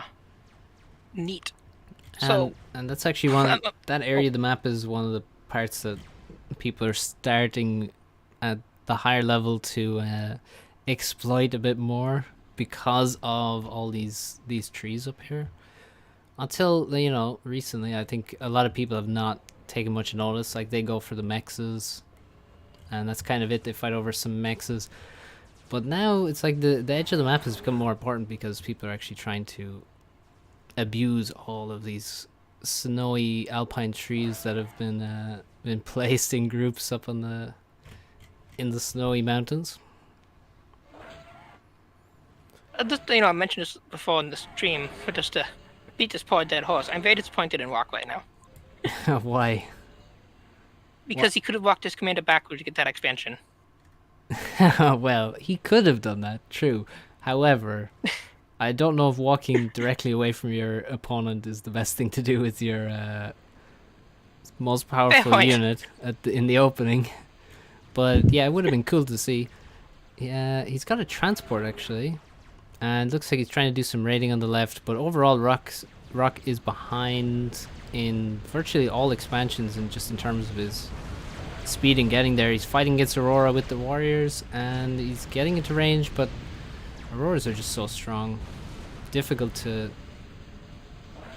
catch them and kill them. But I mean, the warriors have done well there actually. See, they've got in, killed an engineer, retreated, and some of them actually survived. I mean, if these were Thams or Strikers, I don't think any of those survive. So pretty good. Pretty good stuff. But overall, Rock is just behind in expansion in a major way. The other thing I want to mention about TA versus Aeon, one of the big reasons why TA is weak versus Aeon, so there's something in TA called radar targeting. For those who don't know, What that means is in TA, units will not automatically shoot things that aren't visible to them if they are blips. So a unit, let's say like the Wako, which is based on the Aurora for balance, that means they won't actually automatically shoot a target because it's not in visual range.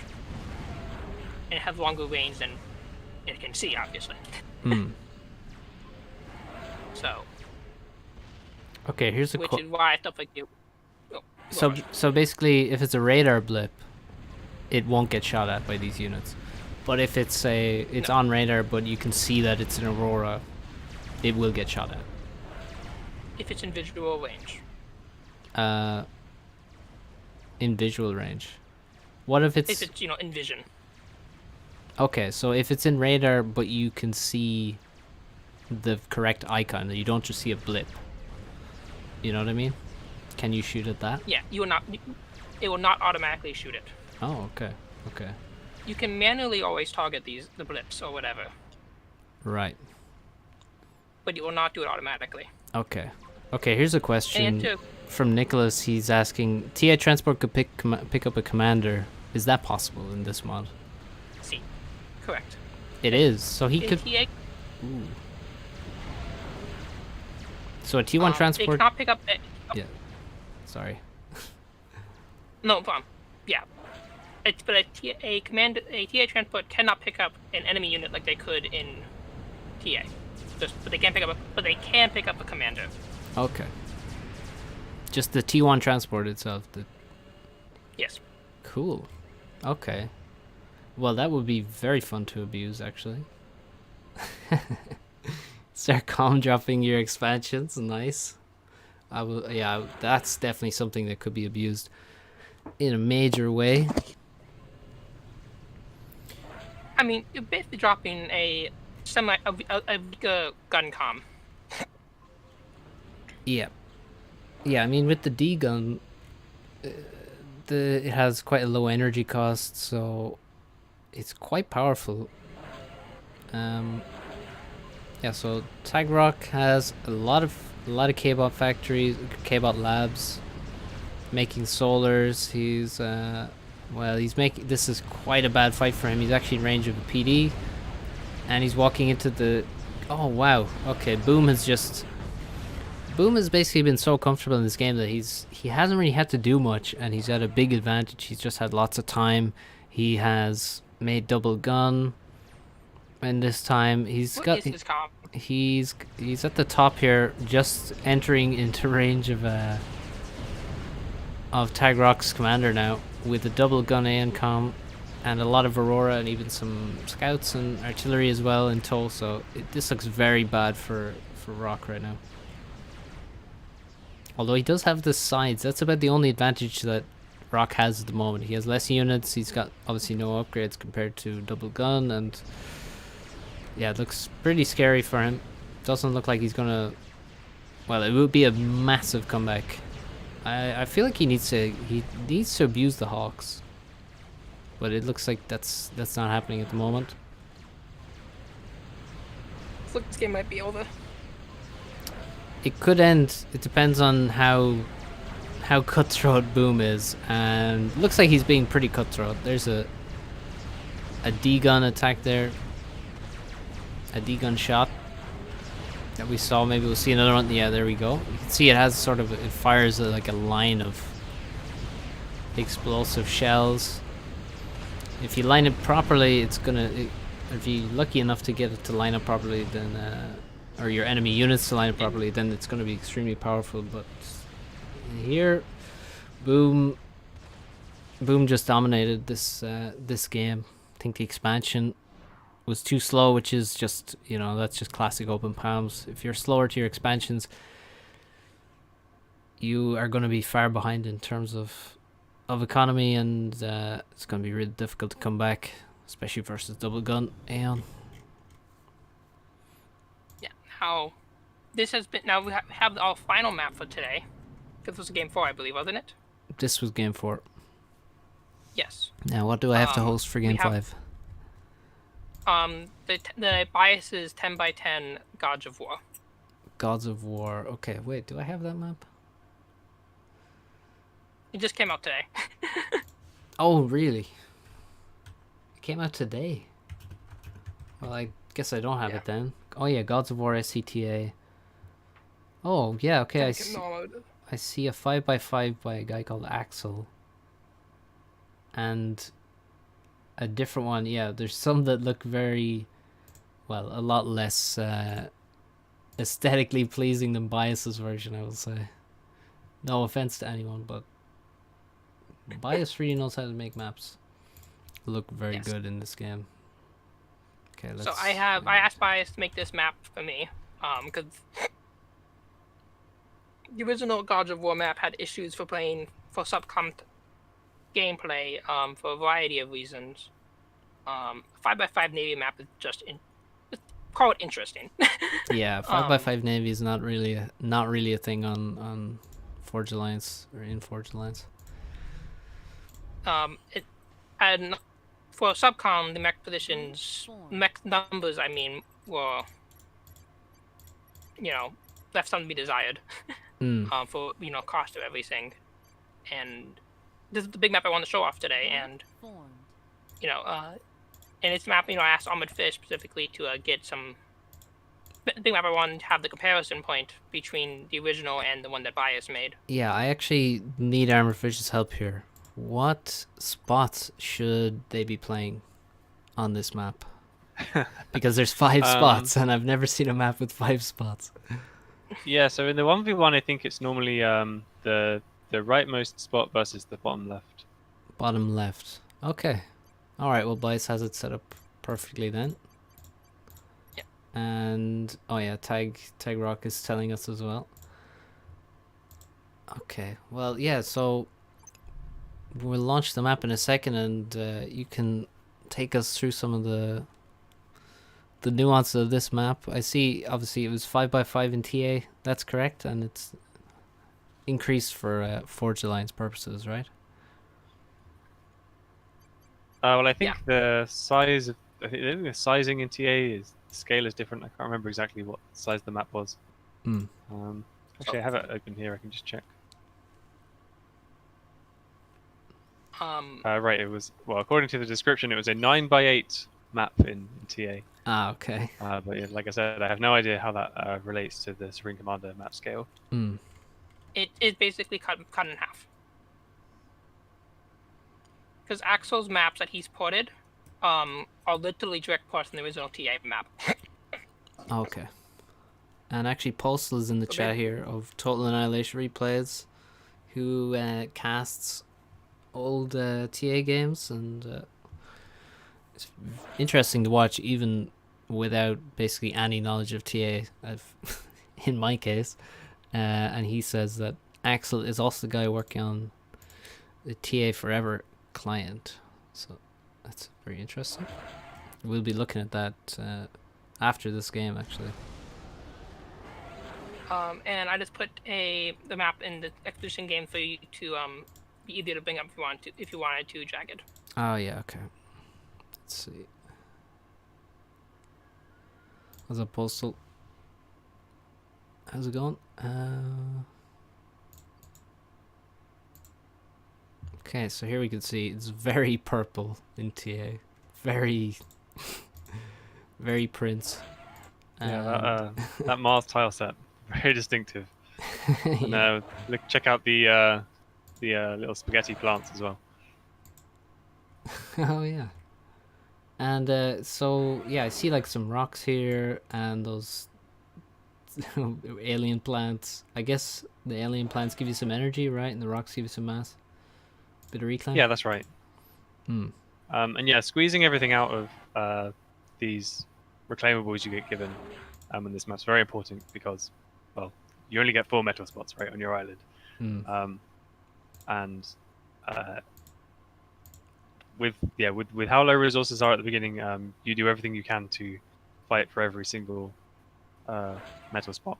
I know in TA it was common to go vehicle first, to build a few construction vehicles, and then you would reclaim your vehicle lab and then build an air lab. You need to reclaim your vehicle lab because you really had so little resource. You'd build your air lab and then you'd build a transport, So you could airlift your vehicle over to another island, start building on the metal spots there. Right. So now, the other thing I want to mention here, so in TA, as you guys might have noticed, there are multiple types of power plants. Now, you had wind, which I don't think we've actually seen Rock build any wind, which that's a different tangent to go on, but Yes. and solar. You had another type called tidal, which was, as its name implies, built in water. Now, for sake of convenience sake and UI, I have in SCTA balance, tidal has been disabled, but solars can be built on water. Right. Okay. So Yeah, I was interested. Yeah, because I mean, I asked about this before. I think it was like the solar. The winds seemed better to me. Like they seem very they are. cheap, They should be. and Rock seems to just be building solars, which are expensive and generate 20 energy, whereas the winds generate. Well, in this particular mod, of course, Forge Alliance doesn't have like it doesn't simulate the wind for wind energy, but in TA obviously there are different maps. My understanding is different maps would have different basically amounts of wind, and so wind power would be different per map. Is that correct? Yeah, that's right. So in TA, well, wind speed was variable, but yeah, different maps had different minimum and max wind speeds. Right. And yeah, it was usually the case that either solar was better or wind was better, and you just had to know beforehand which was the more optimal thing to build. Right. On Gods of War, you always build winds. No one builds solars, so it's very strange to see solars on this map now. But one thing that was a problem with winds is because of the variability, sometimes the wind might just drop so low that you're not really getting any energy, and you just kind of have to stall it out for a while until it picks up again. So that could sometimes be an issue in games. Just surprise e-stalls because the wind just went away and you were relying on that. Yeah, but I guess your opponent suffers the same fate, right? It's like a global. Sure, if they've also gone variability. wind, which they probably would have if you did, then yeah. But I know, well, yeah, I think there were a couple maps where builder you could kind of hedge your bets a little bit by building a solar, just in case the wind dropped. Right. But yes, to answer your question, Jagged, that is what you said was in fact true, and that is actually how the power economy is designed very deliberately. So what is balanced around is for your opening build order specifically. You're supposed to build solars because they cost double the amount of mass that winds cost, but only a third of the energy cost. Right. Where winds are triple the energy cost of solars, but half the mass cost. Okay. And they will vary between 15 and 35. Yep. Okay. Yeah, that's quite interesting that you have that sort of very different options for your basic energy production. It's quite interesting. Looks like Boom is coming out to a really solid start here. Yeah, I mean he's dropped the left island now. He's dropping the top island now as well, so looks like he's ahead. He also has his first naval unit out, the frigate first, and Rock. Yeah, I mean I haven't seen any naval units up until this point from Tag Rock or from anyone who's played this mod, just based on the maps that have been chosen and things. And There's the a fact, reason for that. yeah, and the fact that you can't use your regular, K-bots to build naval factories. So we have a Skeeter, which has very low HP, I'm noticing, compared to a frigate. And it looks like Rock's going to lose air as well. It looks like a tricky position for Rock to be in now. Very tricky. Actually, looks like... Is he hitting the factory here? Looks like he might have been missing, I'm not sure.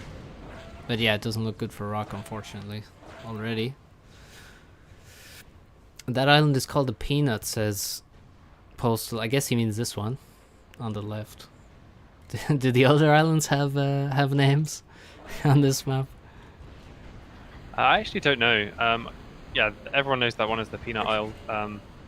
But if the other ones have names, yeah, I don't know them. Maybe Postal does. Right. Postal, help us.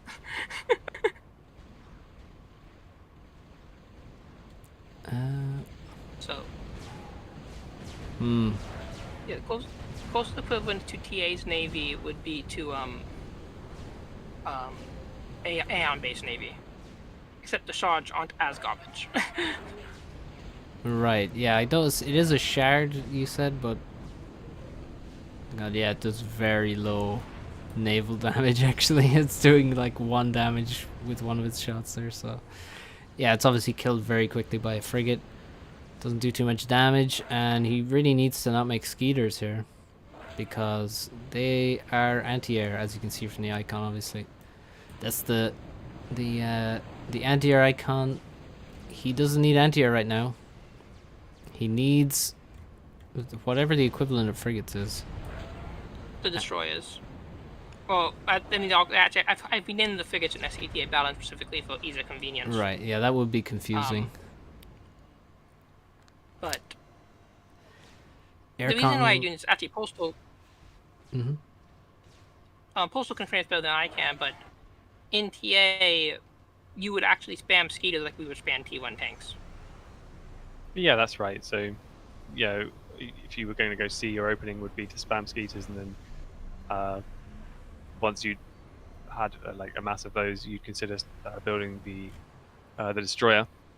The destroyer's AOE plasma gun can cut through Skeets quite easily, but you need a meat shield to put in front of destroyers, really, to protect them from your opponent. Yeah, I've seen some, casts of Postals, seen some naval gameplay, and they sort of remind me of like flashes from Brood War or something like that, which another game I haven't played but have watched. I just kind of like watching all kinds of different RTS, even if I don't play them. But yeah, they kind of remind me of flashes from Brood War, where you just they just fly around very fast, and just you can spam a lot of them, and they're just a good all-round unit. But here in this balance, it seems like the Skeeters really provide very little in the way of actual naval power, so not a good choice they do for the best DPS. Oh, they're actually doing. Strictly speaking, their mass cost to DPS is actually very good. Right. Okay. It's just, once again, so you need 1 million. Their house. Yeah. Right. Yeah. They're not doing much damage, but I guess they are very cheap. That's it? Yeah. Because the cost is actually about that of a T1 tank, give or take. Right. Okay. Yeah, that's very much cheaper than a frigate. A frigate is like naval units in Supreme Commander are basically all at the same tier compared to land, are far more expensive. So like say a T1 frigate. A frigate in Supreme Commander is like 200 it's between 250 and 300 mass, compared to a tank is around 50 mass. So yeah, there's a large difference. And then if you go to T2, then it's like a destroyer is over 2,000 mass, compared to a tank, which might be anywhere from 200 to 360 mass. So I guess that's the difference there. Navy in Forge Alliance is just extremely expensive and extremely powerful. So yeah, it's a difficult one to port over from TA. That's kind of why I chose the Aeon basis for the T1. Actually, how fast can you build a Skeeter in this? How long did I check that? I want to say 7 seconds or so. Whoa, Okay, well that's extremely fast. I think it might be a bit longer, judging by the. He could be stalling, but yeah, they do come out very fast. I mean, like a frigate takes over a minute to build in. It takes right around a minute to build out of naval factory. So, it seems like you could. I mean, he has a lot of them at this moment. So maybe mean, they're we costing have about- yet to see them in a fair fight, really. What I did with them was, worldwide within the SCTA balanced gameplay, they are shards. Hmm. But I looked at them within the context of actually how I want them to play, kind of like Auroras or Zuis. Okay. Well, you've mentioned 3 very different units in my mind, so Well, that typically, confuses me a little bit. Auroras then, probably. Okay. The goals in the within SCTA, the frigates in SCTA, or frigate equivalents, don't have anti-air. Yeah. Well, I mean they do because every TA unit can shoot up at a different tangent. Yeah. But it's they're not good against air units, basically. Yeah. There's a Crusader for Tag Rock, so we can see that that's much more. I mean, that's the destroyer basically from TA. That's what you said, but you've renamed it to a frigate in this mod. Is that correct? Yeah, in Yeah. balance, so And it for does look. convenience sake. It looks like it does have very similar HP. And yeah, maybe we'll see a big naval fight soon. Tag Rock is sending his AC across to the bottom island, which I mean he really needs to take some map control back. I mean at this point it may be too late, as there's Janus being made. That could be painful for Tag Rock. Although he does have a lot of these skeeters, so they can probably deal with the Janus if they get too close. But yeah, we're gonna see a pretty decent naval fight here. But in terms of like actually what I want them to do, I've looked at Auroras, which I know sounds very contradictory. Yes, shards plus auroras. It's a combo. Well, I'm thinking of like a unit that you can spam on water easily, that is meant to fill the gap in TA's anti-air ability. Yeah. Well, I mean, it sounds like a cool idea. I like the idea of just a cheap, very heavily spammable naval unit. I mean, frigates are costly to get out, so I think on certain maps, having this kind of option could be very good. I think Rock basically messed up his opening here. I think that's really why he's so far behind. I don't think it's necessarily because of these units at all, because I think to where they're placed, they could actually be very useful and quite annoying to deal with. Like, so far from what I'm watching, I'm actually kind of happy with how the skeets are working out.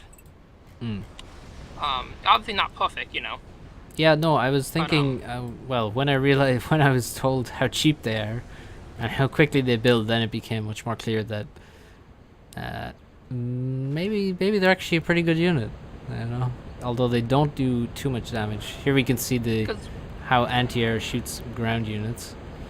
They shoot them a lot. For a very long time, until it eventually dies. But they get it done. I think Freedom Fighters take slightly less time to kill off the metal extractors in TA. Yeah.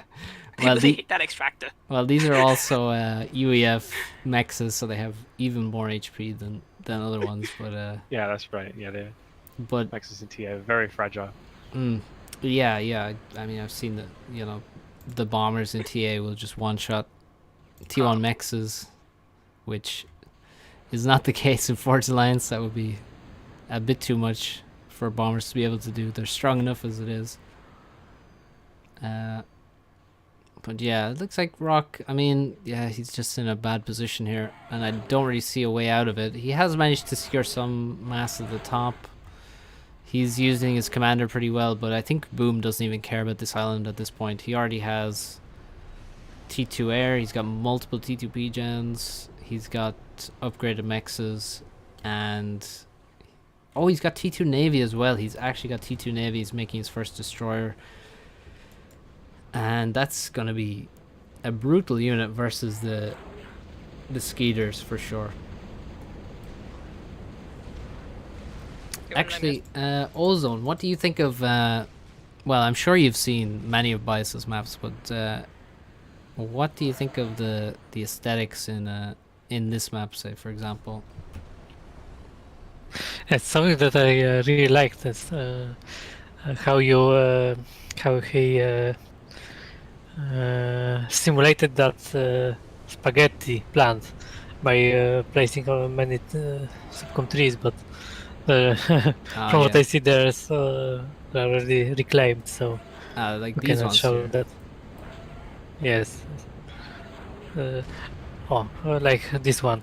This also shows the scale of the SupCom compared to TA. Like We in see TA, that was only one Boom, I think. plant. Sorry? What was that? Dragon? Oh. Oh, well, never mind. Oh, don't keep going. Sorry, I don't want to interrupt you. But I was going to say, it looks like we see two Navy from Boom. Not Boom, yeah, Boom. Okay, so this also shows the scale that it's in TA.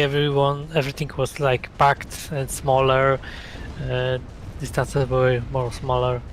So here we have like 40 trees where there was only one plant. Yeah. There, so Yeah, it's quite a different scale. Once you get to the terrain looks really good, but I don't know why the water is not in the same color right in TA map. Yeah, it's not purple. But it's why it's so transparent. Yeah. Yeah, see, that's one part that's definitely not the same. We don't have the garish purple water, which, you know, it's just not a faithful representation. We can definitely fix that. It's not a big issue. Yeah. So maybe in the future there will be an improvement map, improvement version. Yeah. Gods of War SCTA fix. Now more purple. Way more purple. Well, there's a PD getting shot by... I love this. I love this. This is just so amusing. You'll get there eventually, guys. It's also regenning +1 per second, just making this a lot slower. Oh, They technically can shoot ground. That doesn't mean they would do it, but you could technically shoot ground, yes. Yeah, technically. It's not a good idea necessarily, as now Boom just comes in with a huge swarm of Indies and just starts killing those freedom fighters. We have actually subs from Tag Rock. Now I don't know how commonly used. Only Flock realizing those solars on water. Solars on water? Sorry. Nothing. You go. You continue. Yeah, I don't. I'm wondering how. Oh yeah, because I don't have titles. Oh yeah, you can build. Wait, I'm not sure. How often would you see something like lurkers in TA? Are submarines used very often, or not so much? Is it just a lot of skeeter spam? Mostly. I think, well, yeah, again, I should prefix this saying I'm not a great competitive player, but subs are quite expensive. So they represent quite a big risk to build. Right. But the thing about subs is that skeeters can't shoot them. So only destroyers can buy subs. So if your opponent has a lot of skeeters, and I think the torpedo from a sub one-shots a skeeter, so it can be very effective. Right. It can also be quite effective if you manage to sneak a sub around to the back of your opponent's base and you can start dismantling resources, factories. Yeah, because you need to get a destroyer in to deal with the sub, and people in players of TA wouldn't ever build the like torpedo launcher, the static defense that can shoot subs. Just rely on your skeeters and maybe build some floating missile towers or floating laser towers. Yeah, subs were very effective when used. They have a very specific role, and they're not a general purpose unit, but they can be very difficult to deal with. You can win your games. Right. Yeah, so Postal is saying that... that... remind me of something. Oh. Yeah, Postal just saying that, yeah, it takes 2 shots for a sub to kill a skeeter, which is very quick. 2 shots, right. That's still very quick. Yeah, Dragon, you were saying. You notice the is there's actually a bug that I did not create in the SCTA module. I know Waven, myself, and Axel all talked about it at some point or another. Was that something called the Pelican bug? For those who don't know what it is, it's the fact that because of the way the Pelican hitbox was handled, you actually could not shoot the Pelican, which was a T2 amphibious K-bot, with missiles. Which is one of the biggest reasons why Navy progressed beyond the T1 stage in TA. Right. Yeah. Yeah, okay, Yeah, well, I was going with that. Tag Rock has called a GG, I think, well, it was... yeah, he was quite far behind from pretty early on.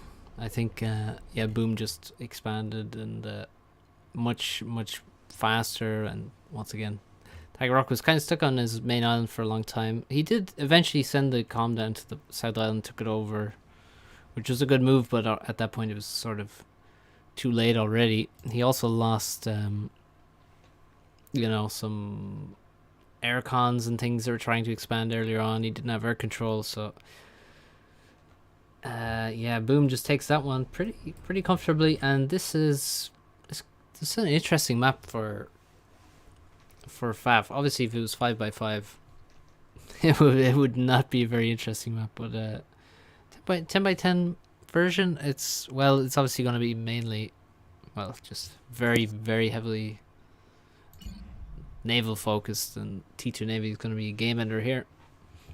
But that means that's the 5th game, and Boom has won 4-1, right? That's correct. Yeah, which is just to mention here, guys. This is for all these show matches. Tag Rock is the only person who's played a TA faction and won a game.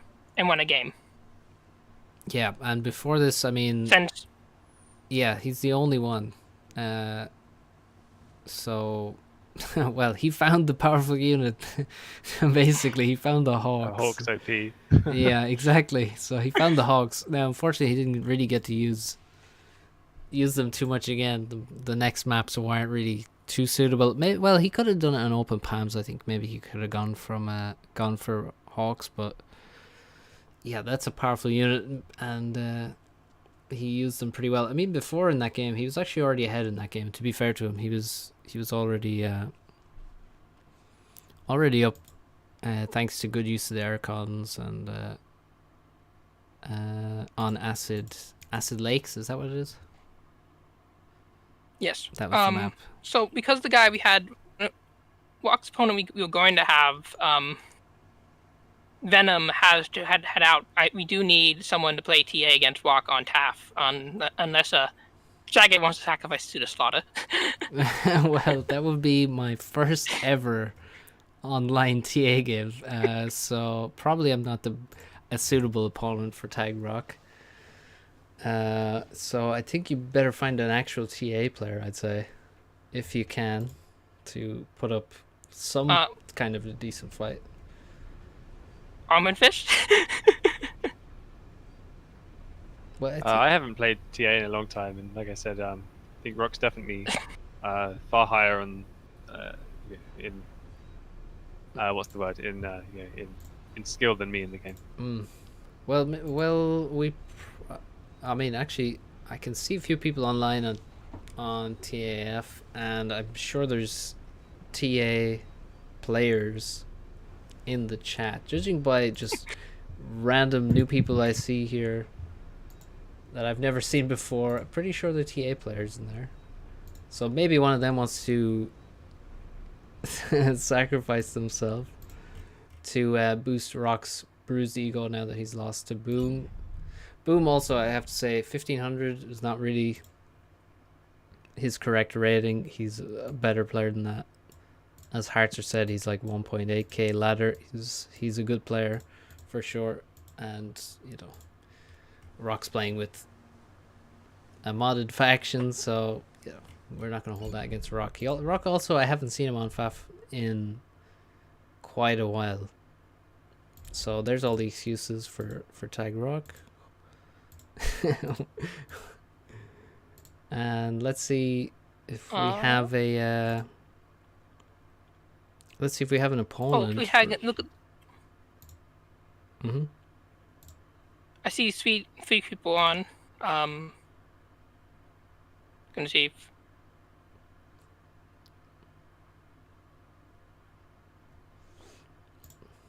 Who wants to put themselves forward?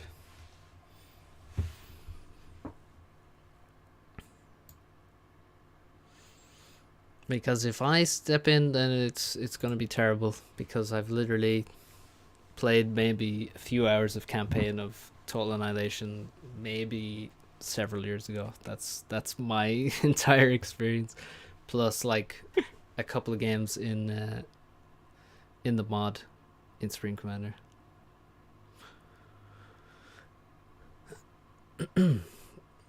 So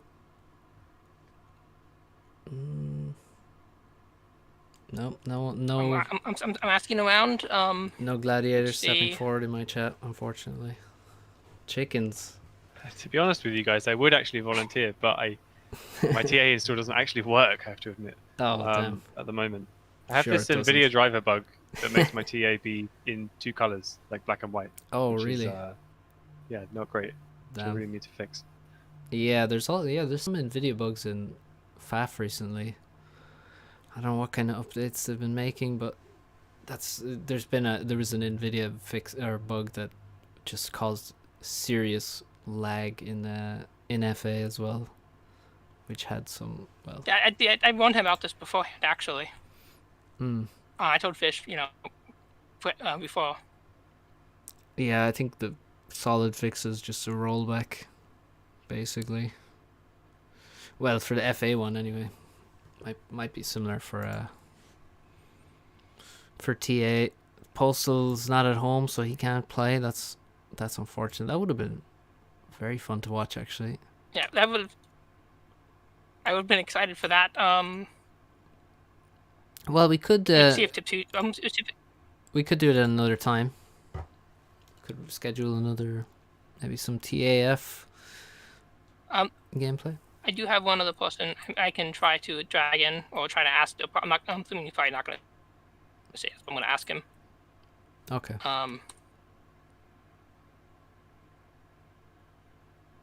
He is online. Cool.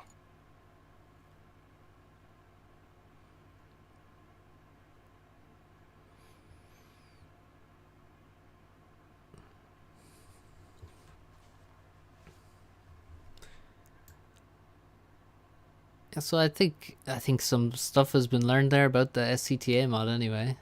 Some little balance things. I think in general it's pretty solid actually. In terms of balance, like mods generally have horrible balance, or well, they don't have any balance at all basically. But this is pretty solid in general. Obviously there's some things that could be tweaked. But the balance is me, myself, and I, and then me asking Odin, Felix, and some other good players who I talk to frequently, how do I handle this thing? Yeah. Well, yeah, you've done a good job so far, that's for sure. What do you need to run SCTA? Basically, you need, as Boom says, SCTA balance and SCTA fix. So, yeah, they're in the vault, and you can if you just search, go to mods tab, type in SCTA, you'll get both of them there. You need to enable both of them if you want basically it to be balanced with Forged Alliance Forever. If you don't want it balanced with Forged Alliance Forever, and you basically just want a port of TA stuff into Supreme Commander, you can play with just SCTA fix. Is that correct? Yes. Yeah. So if you host just with SCTA fix, you'll basically be playing something very close to Total Annihilation, just ported into a different engine, into the Supreme Commander engine, which is to the best of the ability. It's pretty cool. Yeah, obviously you can't do everything.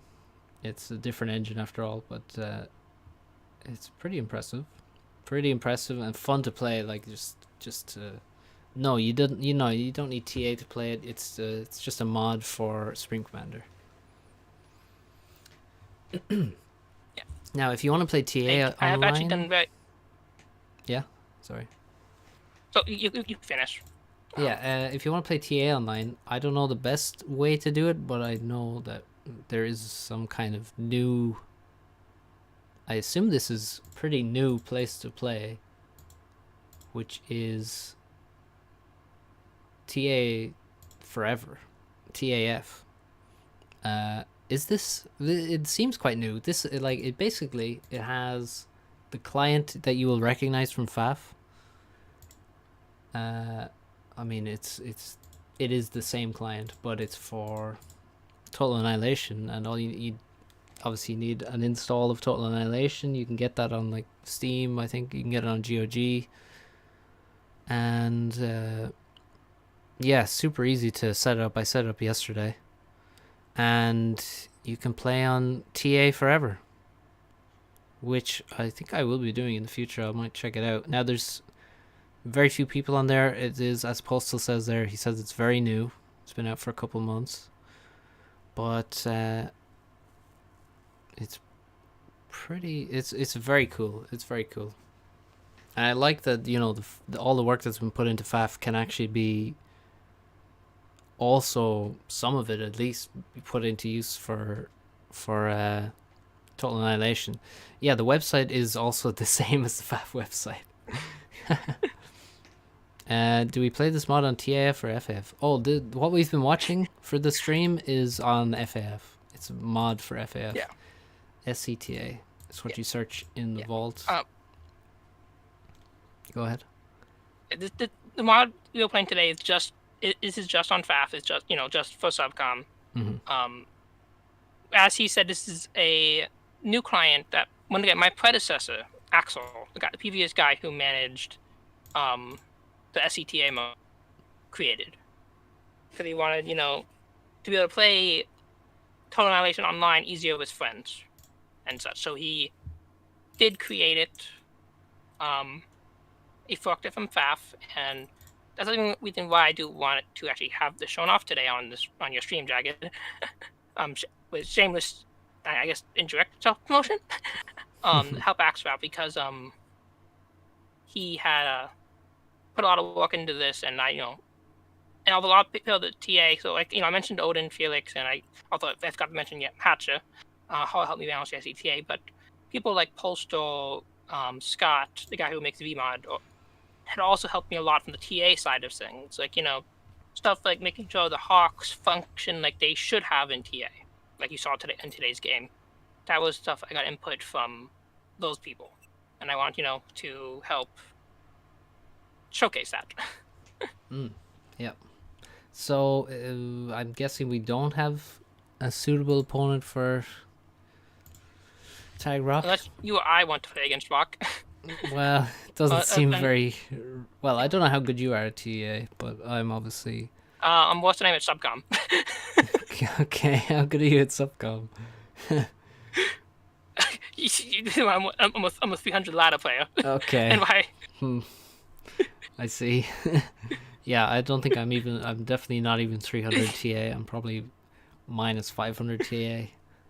So, yeah. Okay, well, I guess we have. Well, there's a couple of people online, but they're actually in a game, so I guess we can.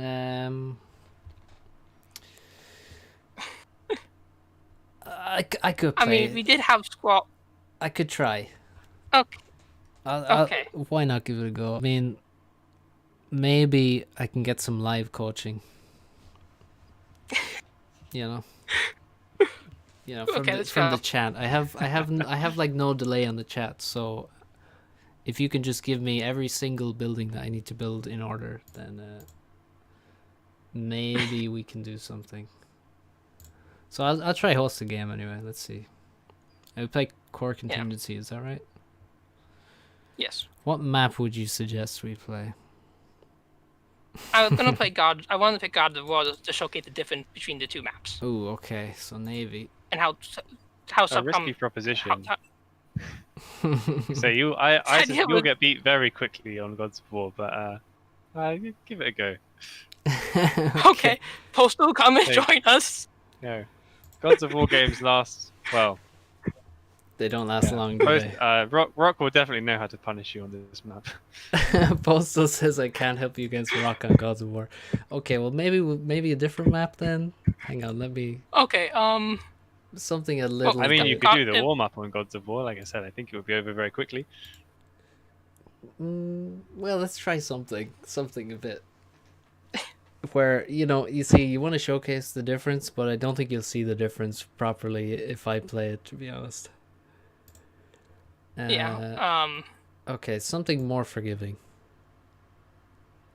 Slightly. Any suggestions? Suggestion.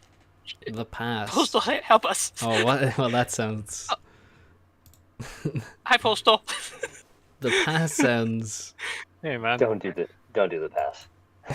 Okay, that's what I was Hey guys, thinking. everyone. What's up, Postal? Is So- the quality good?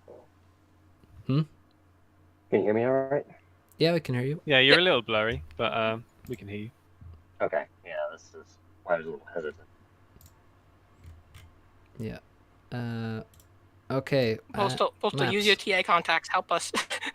Well, so Nick and 215 are playing right now, and they would be really good. But there's no way you can convince either of them just to drop the game. There's too much pride going on there. So seriously, don't do the pass. Okay. Well, we could try one of the ones we saw, like Acid Force, maybe. Let's see. Well, you should probably just do Gods of War and have the experience. All right. Let's see I how. can do my best to help. Am I gonna get bombed immediately? Is that what's gonna happen? Yeah, but I'll see if I can keep That's you what I'd alive. expect. Yeah. Okay. Well, at Because least he I. knows you're a. He Yeah. knows you're a FAF player, and FAF players aren't used to the way TA bombers devastate you. Hmm. Yep. Okay, So let's try. I'm gonna help you stay alive through that, and then we'll see if we can get further. All right. if nothing else, after the game's over, we can just what? Yeah. Have Postal talk a little bit about how the difference is. Well, I Okay. can't stay for too long. Yeah. But I'll help coach you through it. Okay. Let me fix the stream here. So it's showing the total annihilation. Okay. Who's Breezy? Breezy, tag Breezy, Reaper. TA Oh. player. Breezy, Reaper, you in stream? Do you want to play against Tag? He can't play against himself. He is a tag. Oh, well, there's two people on TAF. That's hilarious. Because there's Tag Rock and then there's Breezy.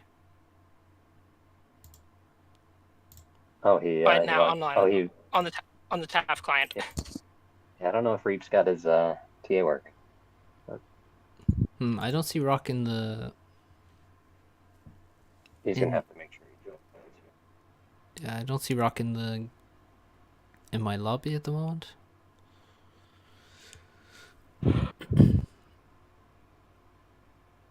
I'm not I sure. mean, Does it take a so yeah. second for him to join, or how does it work? I don't know if you know. It says there's two people in here. Well, I don't see him in the He's battle. got to hit. He's got to hit launch. He's got to hit launch to get into that. Ah, okay. Shag doesn't have VMod. Oh shit. Postal, how do we install VMod real quick? Oh, I need- He should just play 3-1. How does that work? So he's Jag set up right. So Rock just needs No, to but- switch to V1 to 3-1 and play OTA. okay. How does he do that? Rock should be able to launch his OTA unless he's deleted it.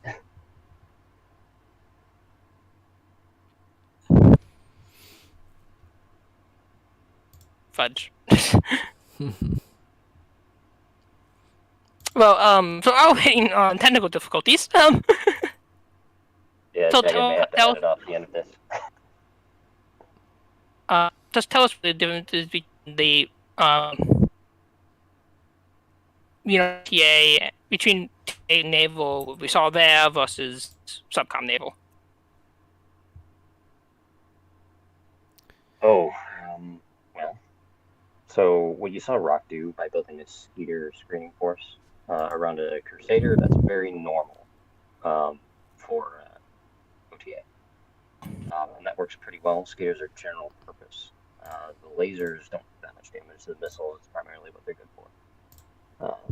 And then you use them to kind of control space and take over. And then to actually get the punch in and finish things, you need Crusaders. Okay.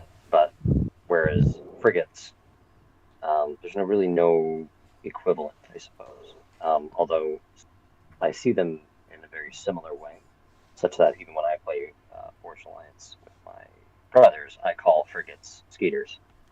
They're like, what should I build? You know, as I ask them, and they're like, build frigates. I'm like, what's that? And they're like, Skeeters. I'm like, oh, okay. And then I build them.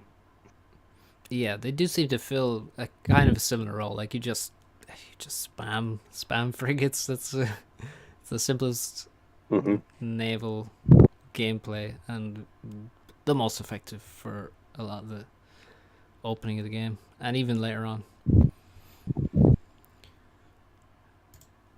So we might be having technical might be prominent. So if we can't get this going today, would you guys be interested in maybe doing maybe later tonight if we're really lucky to do another game of just some OTA streaming games? Probably not.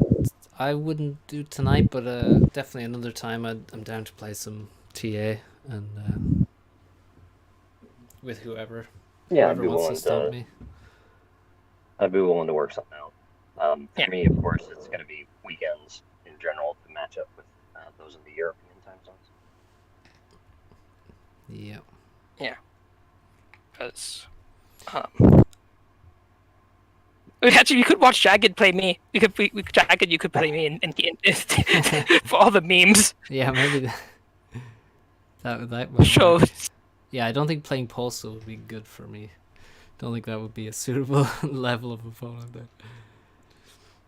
But Okay, so let's Rocket let's just do this have terrible OTA memes. working. Yeah. right. So, and that's, I don't think I'll be able to get you set up with the proper working mod either. This is what, yeah. Okay. I got black screens of death.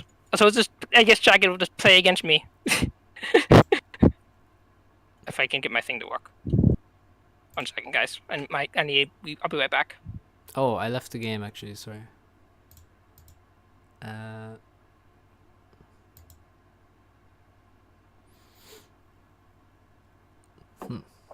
Okay, let me leave this game. Okay, so I guess I'm gonna play Dragon. I mean, I'm still gonna need to know what the hell is going on, but should you coach? Yeah, I mean, Yeah, should I? I'm not sure how. I'm not sure how it would work. If you can coach 2 people at once, doesn't seem well. If you coach me and not him, it's gonna be. Well, I don't know how good he is or how much he's played TA, to be honest. Neither do I actually. Dragon's a wild card. Yeah. And yeah, Javi, yeah, 2K and SupCom, I don't think that makes any difference in TA, you know. It'd be like expecting me to be good at StarCraft or something because I'm good at Supreme Commander. It's not that transferable at all. So,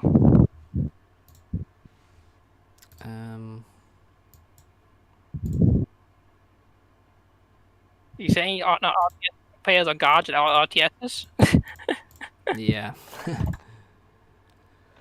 So, yeah. Okay, I'll host. Zach, can you re-host? Yeah, I'll host and we can play one, and then I think we'll see how it goes. Should we play Gods of War? So yeah, let's play Gods of War. Yeah, go for Gal. Okay, I've hosted.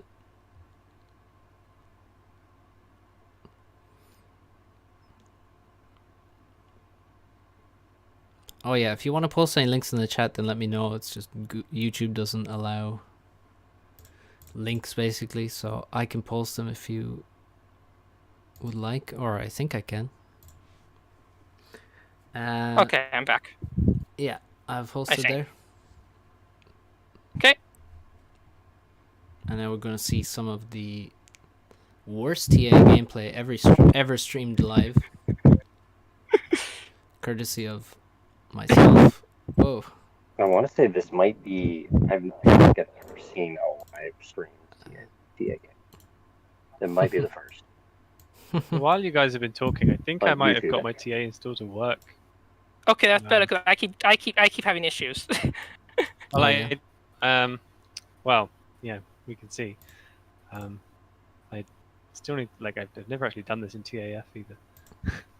I think I still need to configure something, so it might be quicker if you guys play. But I'm literally on Black wanted Screen to Desk and I mention- cannot join Jagged's lobby. I pressed start okay. and now the game didn't start this time. So I try It's, again. I'm gonna host it yeah, again. I'm gonna. I need to possibly leave. Oh, there it goes. Okay. Okay. Host So them Ahmed again. Fish, you want to Yeah, try who's- Ahmed? there's a lot of yeah. a lot of that's, wind in one of the mics. that's I'm right. not sure Yeah, sorry, whose that's my mic bad. it is. It's mine. Okay, that's fine.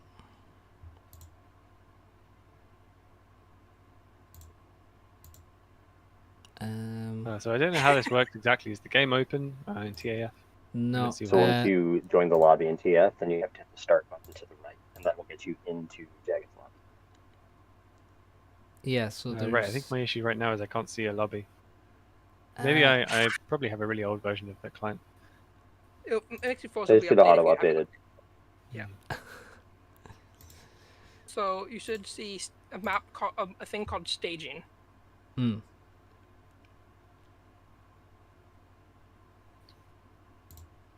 Fish, you want to show us your I screen don't real quick? see that. Yeah, my think maybe my TAF client might be so old that it's not auto updating. So I'm kind of worried Yeah, about you that. might need to do that then. So Okay. what version do you guys have? Because I have 1.21-TAF 0.4. That's what I have. Yeah. Okay. So in play, there should be like 2 games there. Yeah. Yeah, so You I get don't it have quick. any games listed in custom games. Let me try restarting my client, and maybe that'll help. Okay. So time to charm, guys.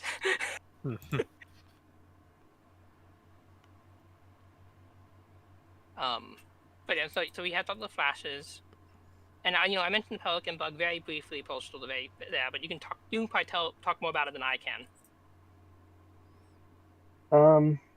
It's kind of it was a bug that became a feature. That missile units are pretty dominant, and skeeters are pretty dominant. Like pelicans, missiles automatically shoot at the base of the unit, and the base of a pelican is considered to be below water, and so the missile just shoots into the water, meaning that you have to manually target if you actually want to hit pelicans with missile towers. So this is the effect kind of shifting the gameplay towards Crusaders a little earlier than it would otherwise be.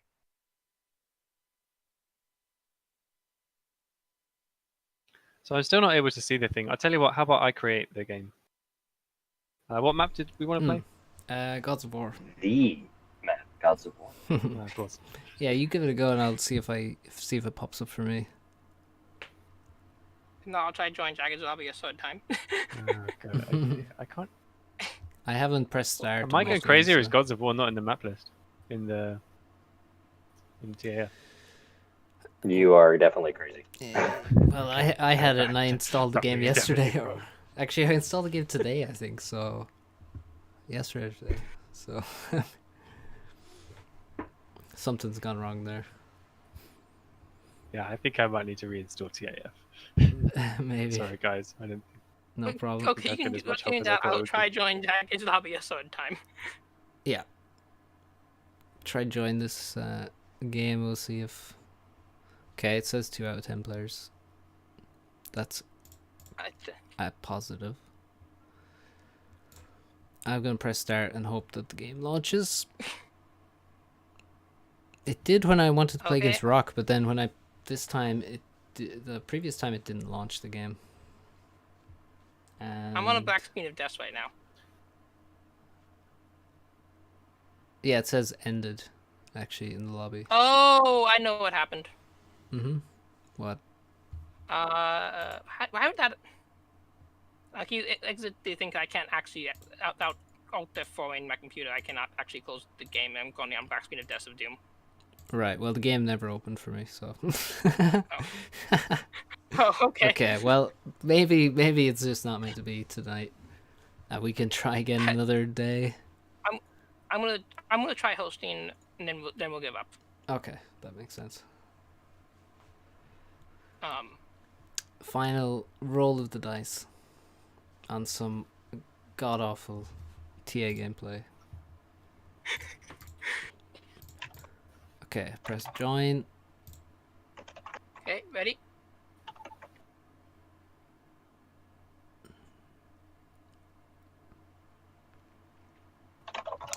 My I click. poor game is not launching itself. Alright, well... Yes, I got it in. Oh yeah? Okay, Click start. I press start again.